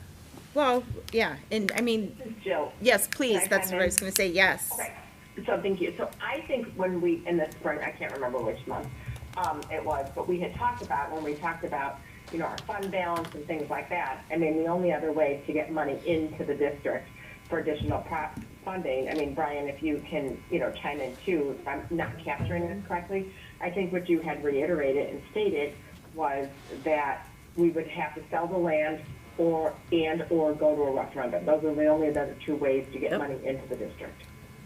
Well, I would qualify that as for significant facilities updates. Like to Brian's point earlier, the annual $1.5 to $2 million, we can do maintenance items, we can do projects that come up from time to time, but to do significant facilities improvements as outlined 2 years ago in either phase one or phase two, yes, those would be the two options. Like, there's no other way to get, like, we don't get a raise from the state, we don't get more money in from the state, anything like that. It's like, Yeah. we have what we have, right? Yeah, there's nothing else. Look, the state does provide grants for capital projects. Those are typically $50,000 a year. It's not gonna. You know, right, yeah, I mean, Get us an air handler. no, none of it is going to make a we had the grant from the state of Illinois for the $1 million a couple of years ago that we used for our HVAC work, which, those are great. I mean, Right, look, yes. we're very appreciative of those. Yeah. The reality is we're not gonna come across a grant that's $100 million or $80 million, you know, that's just not Got gonna it. happen. Thank you for clarifying. So I think, Paula, that like maybe answers what you had stated, because that's what I was hearing from you. Like, you know, and I know we had talked about that in the past meeting of where to get those additional funds in. Yeah. Yeah, I mean, So I would schools are in the propose, business of making money, like, so. do we as a board, I mean, like, if we want to move forward with significant capital improvements, or even to talk about it, do we want to go back and revisit the land sale? I would be in favor of that. And I would say, you know, if you're talking about referendum too as one of the things that all the other districts do, but they don't have a piece of property, we would have to address the property before we even went down a path with our community, for sure. I will say, I think the first step in that is, in addressing the property, is what we haven't done for I some agree. time, is to sit down and have a conversation with the village of Willow Springs, in my opinion. But I don't know where everybody's heads are, just to kind of have a level set. Again, there's nothing pressing today, you know, but I think before we could go to our community Well, I for think a that whole bunch logic of other says, things. you're right on this, you're spot on. Okay. Joe, we can't go to the community and ask to pass a referendum when we're sitting on a piece of land. I don't think. So, Well, I mean, I think first we need to I think, Jill, like, you're right, like, going to the Willow Springs, talking with them to see what Correct. those parameters Correct. are. Right. And then we come back to, you know, we set a price for a bid, we see where we are, because I kind of see it as, it's not an either or. I see it as both if we want to be doing Yes. significant capital improvements. Because I don't think at any point in time did we ever talk about the property netting us anywhere near the amount of money that we're talking about for the significant capital improvements that we're needing. Yes, it could do Yeah, some you're right. great things, but I don't think we're looking at all of a sudden it went up and it's going to be, you know, You're right. 100 million, so it's not going to be an issue. We don't need it. I'm looking at it as it's both. Well, but then that's also, I think, at some point in all of this, and I understand, Paula, the point that you're making about a cycle, it, like, finding out the funding sources and what we're really talking about, but then also, what are we really talking about with that priority list? Getting a pulse, Yep. seeing what, I mean, some of it is very much so was the mechanical assessment. So, I mean, that's, Yeah, that's, those are huge, important, like, Yes. need to haves, those right? are some need to haves That's a too. different story, So too. that might help us with that prioritization So we're really looking at like process. what are realistic potential funding sources, and then taking a community pulse and going back to where we were, like you said, slightly outdated, and getting a real, more honed in perspective on what priorities we would have. And then the other phase of it, knowing further ahead that the pricing that we talked about initially is outdated, and we just wanna make sure Yeah, we're in line for with sure. that. Yeah. I mean, you guys keep saying mechanical assessments, like, that was like part of what's in this part 2, phase 1, correct? It is in Some of some, it. yeah. Most Isn't of it? it is. Was it most of it? We have Are you some talking about phase 1 or excessive, phase 2? Phase 1, well, part 2. part two.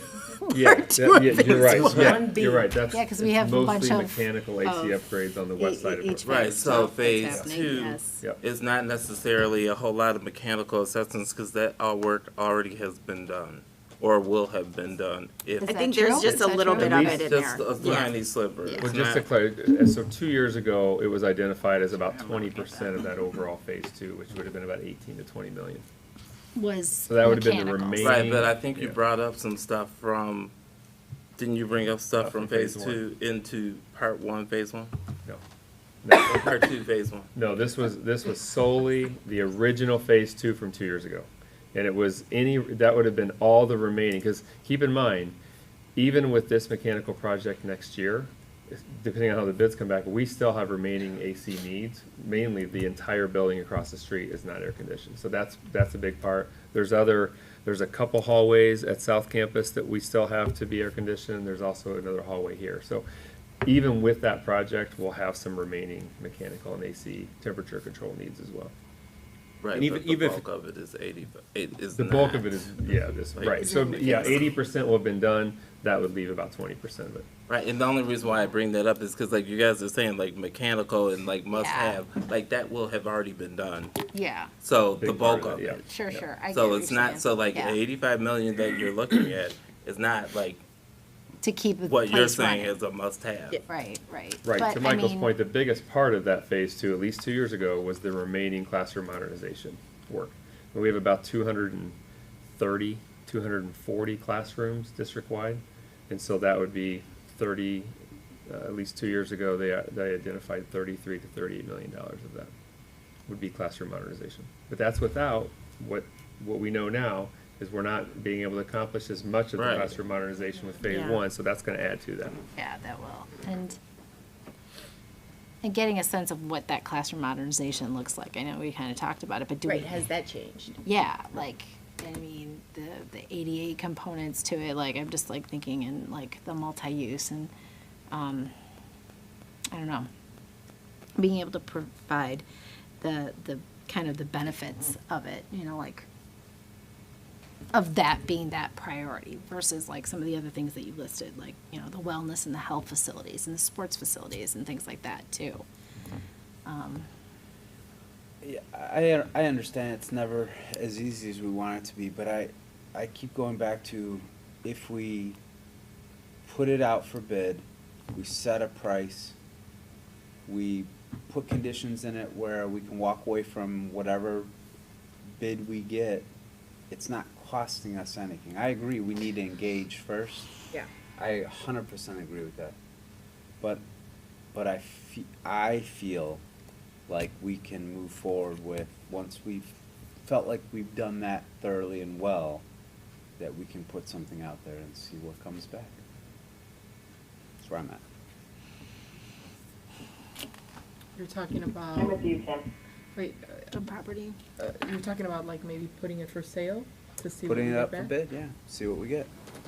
After a Put clauses in. conversation, after a After. conversation. But the that's first, what this yeah, was. the first is, I you know, agree. as Jill put it, like, I mean, there's no lack, I mean, we've heard from the community a ton, like, we need to sit with Willow Springs too and just be very clear on those parameters, because then when you go to put those terms and conditions together, whatever, then those are all baked in, you know, alliance with Willow Springs and what is going to be feasible, right? If we want to explore that, but that's why I think that's an important. Well, and Jill, I think it's really important to have that, because that will bring us a realistic dollar That's amount right. from the bids coming back, because we don't want to go down a road where, you know, we all had a much different number in our mind. And to have that come back, I think those, you know, when we do put it out, to have that be with what is allowed by Willow Springs, because that might bring a much different price to the district than if we went another route.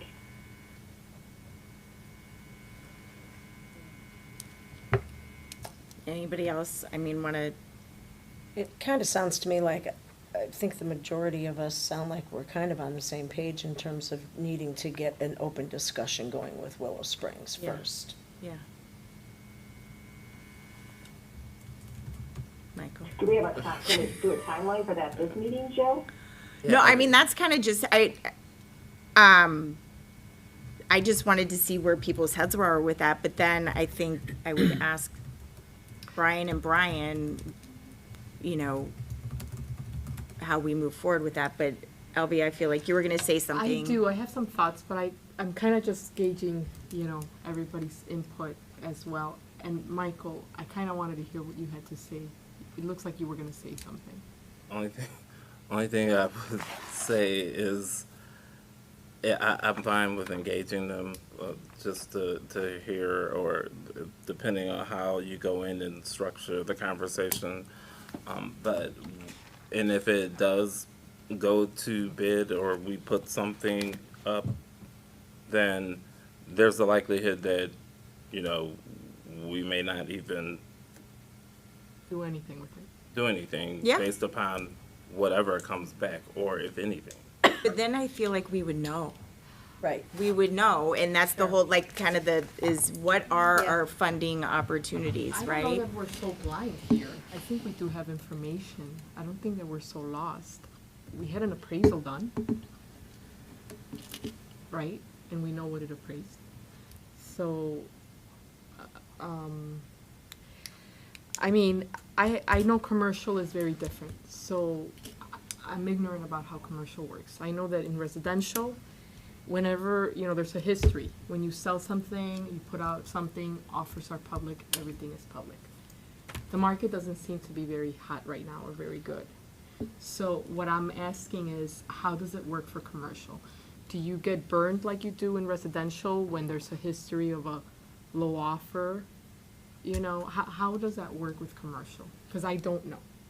I feel like that's like going from point A to point Z. No, I don't think so, because it's all related. I'm thinking, what is the repercussions of doing something now? I want to know, I want to understand how it works. So I'd like to, you know, I want to know, do you know, Brian? Yeah, how it there's works?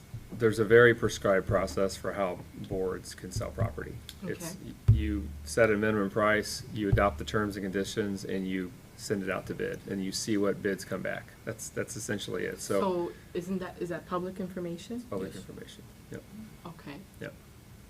all right. Yeah, there's two, I mean, I know the board learned this last time, there's two different ways to do that. You can do it through a public auction, or you can do it through a sealed bid process. The last time the board chose to use a sealed bid process, Okay, so, yeah. It's very prescribed. okay, That process doesn't change. It wouldn't change. It would be identical to what it was 2 years ago. If you were to choose to do it again. And can Yeah. I just say, Yeah, just one. what matters is what's, just like any of our bids, is what's in that specification, how you write that. You know, how it's written, right? So, as we're talking about, you know, is it open to commercial? But the village says, no, that's not an option, right? So, is it only open to residential? So, those are the things that have to be worked out, and we have to know what we can and what we can't do. and then you put that spec out. It isn't any different than any other bid spec that we do, where we have to be very specific in terms of what we're looking for. Because once you have confusion with the bid specs, you're probably not going to get accurate pricing, if that makes sense. Right.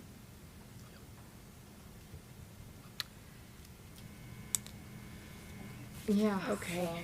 Sounds like So, sounds like we Discussion. can reach out to Willow Springs about a discussion. Are there any other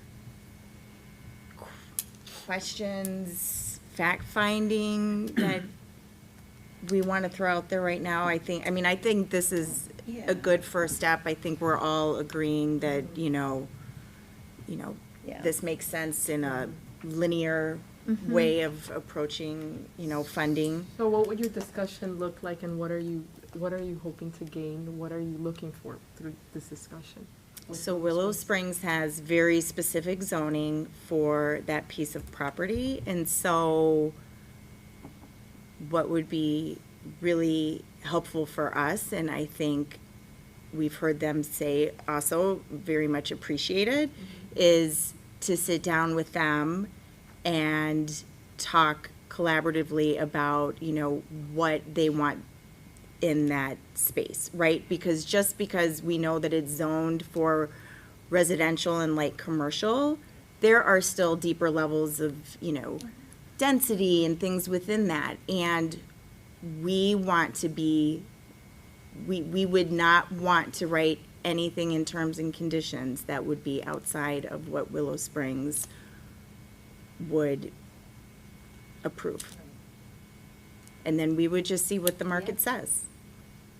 And Elvia, to speak to that, as a member of that part of the community, there's a large contingency of our residents, my neighbors, who want to be heard and feel as though decisions were made by the village without consulting the people who live next to that property. So even though that assessment was done in the past, I think by opening a new dialogue might, I can't speak for certain, but it might give an opportunity for some other voices within the community to come to the table and speak to the trustees about, it is currently zoned this way, can we have discussions about possibly rezoning? Having discussions about what was proposed last time to, is there a possibility for a shift in to those, what? in the purpose of who would purchase that land and what would go there? Right, but what would you propose? I can't speak forever. I No, can't. theoretically. Theoretically? I'm just asking questions. Yeah, no. in And the I, conversation and yeah, how that would look I like. don't I want just think we to, don't I don't have want to answers, overstep it's in like, my yeah. response either, is all So- I'm saying. Like, I think that it would just be beneficial to have the dialogue and hear from the people that live south of Joliet Road and hear what their thoughts are, so that our village trustees can also hear from us, right? As opposed to just the village and the school district making a decision. I think it's just opening a conversation to say, are there other possibilities of what could potentially go on that land? And then that could give the board and the school district an opportunity to explore those options. I think that's, I can't speak for anybody else, but from this seat, that is what I would like to see come out of that No, that's potential helpful. I mean, I think conversation we with can- Willow Springs. I think a good example of that would be the letter of intent that came through here several months ago now from Pulte Homes, right? At a first glance, that looks like exactly what the zoning is, right? Like residential or residential with light commercial, but when you peel back the layer, the density of how tight everything would be doesn't align with the zoning. So I think, the answer might be like, this is it, full stop, and then we know. Or it's, listen, we just wanted to have a conversation and we'd be interested in X and Y. We've already heard from some people, and we just have to have that conversation. We're neighbors, we're all part of the same community. This is what we've been talking about. You know, I think we want to go about this, if we're going to explore terms and conditions, we want to have that conversation. Right, and if it I comes would, back the I would exact not same be way, in then so be favor it. of exploring terms and conditions without that conversation, I would say that. So I think we're like really jumping ahead a lot. What I'd like to see just, you know, maybe, you know, just a short, instead of like looking ahead, maybe 10 paces ahead. Where can we leave this tonight? Because there's so much to discuss. We could be Yeah. here for several more hours. No. So I think it's, Yes. Very I think good it's really point. helpful to say, could we all as a board agree that, you know, whether we vote on it the next meeting or do we not need to vote on it, that, you know, Jill, you with LT reaches out to Willow Springs to start to the you know, community in the school. Yeah. Whatever that might be. And then I think we come back and we talk about it again, because I think we could just be here forever. Oh, for sure. Well, and this is, yeah, I don't think there's any voting on anything for a long time. I think it's a lot of Right, no, but I mean, conversation. but do we Yeah. vote to, for you to even talk to them, or are we all just kind of in a consensus that that's a good first step? I mean, technically, that would not require a vote, it's just Yeah. really, Okay. you know, Yeah, yeah. board consensus is enough for that, but. Yeah.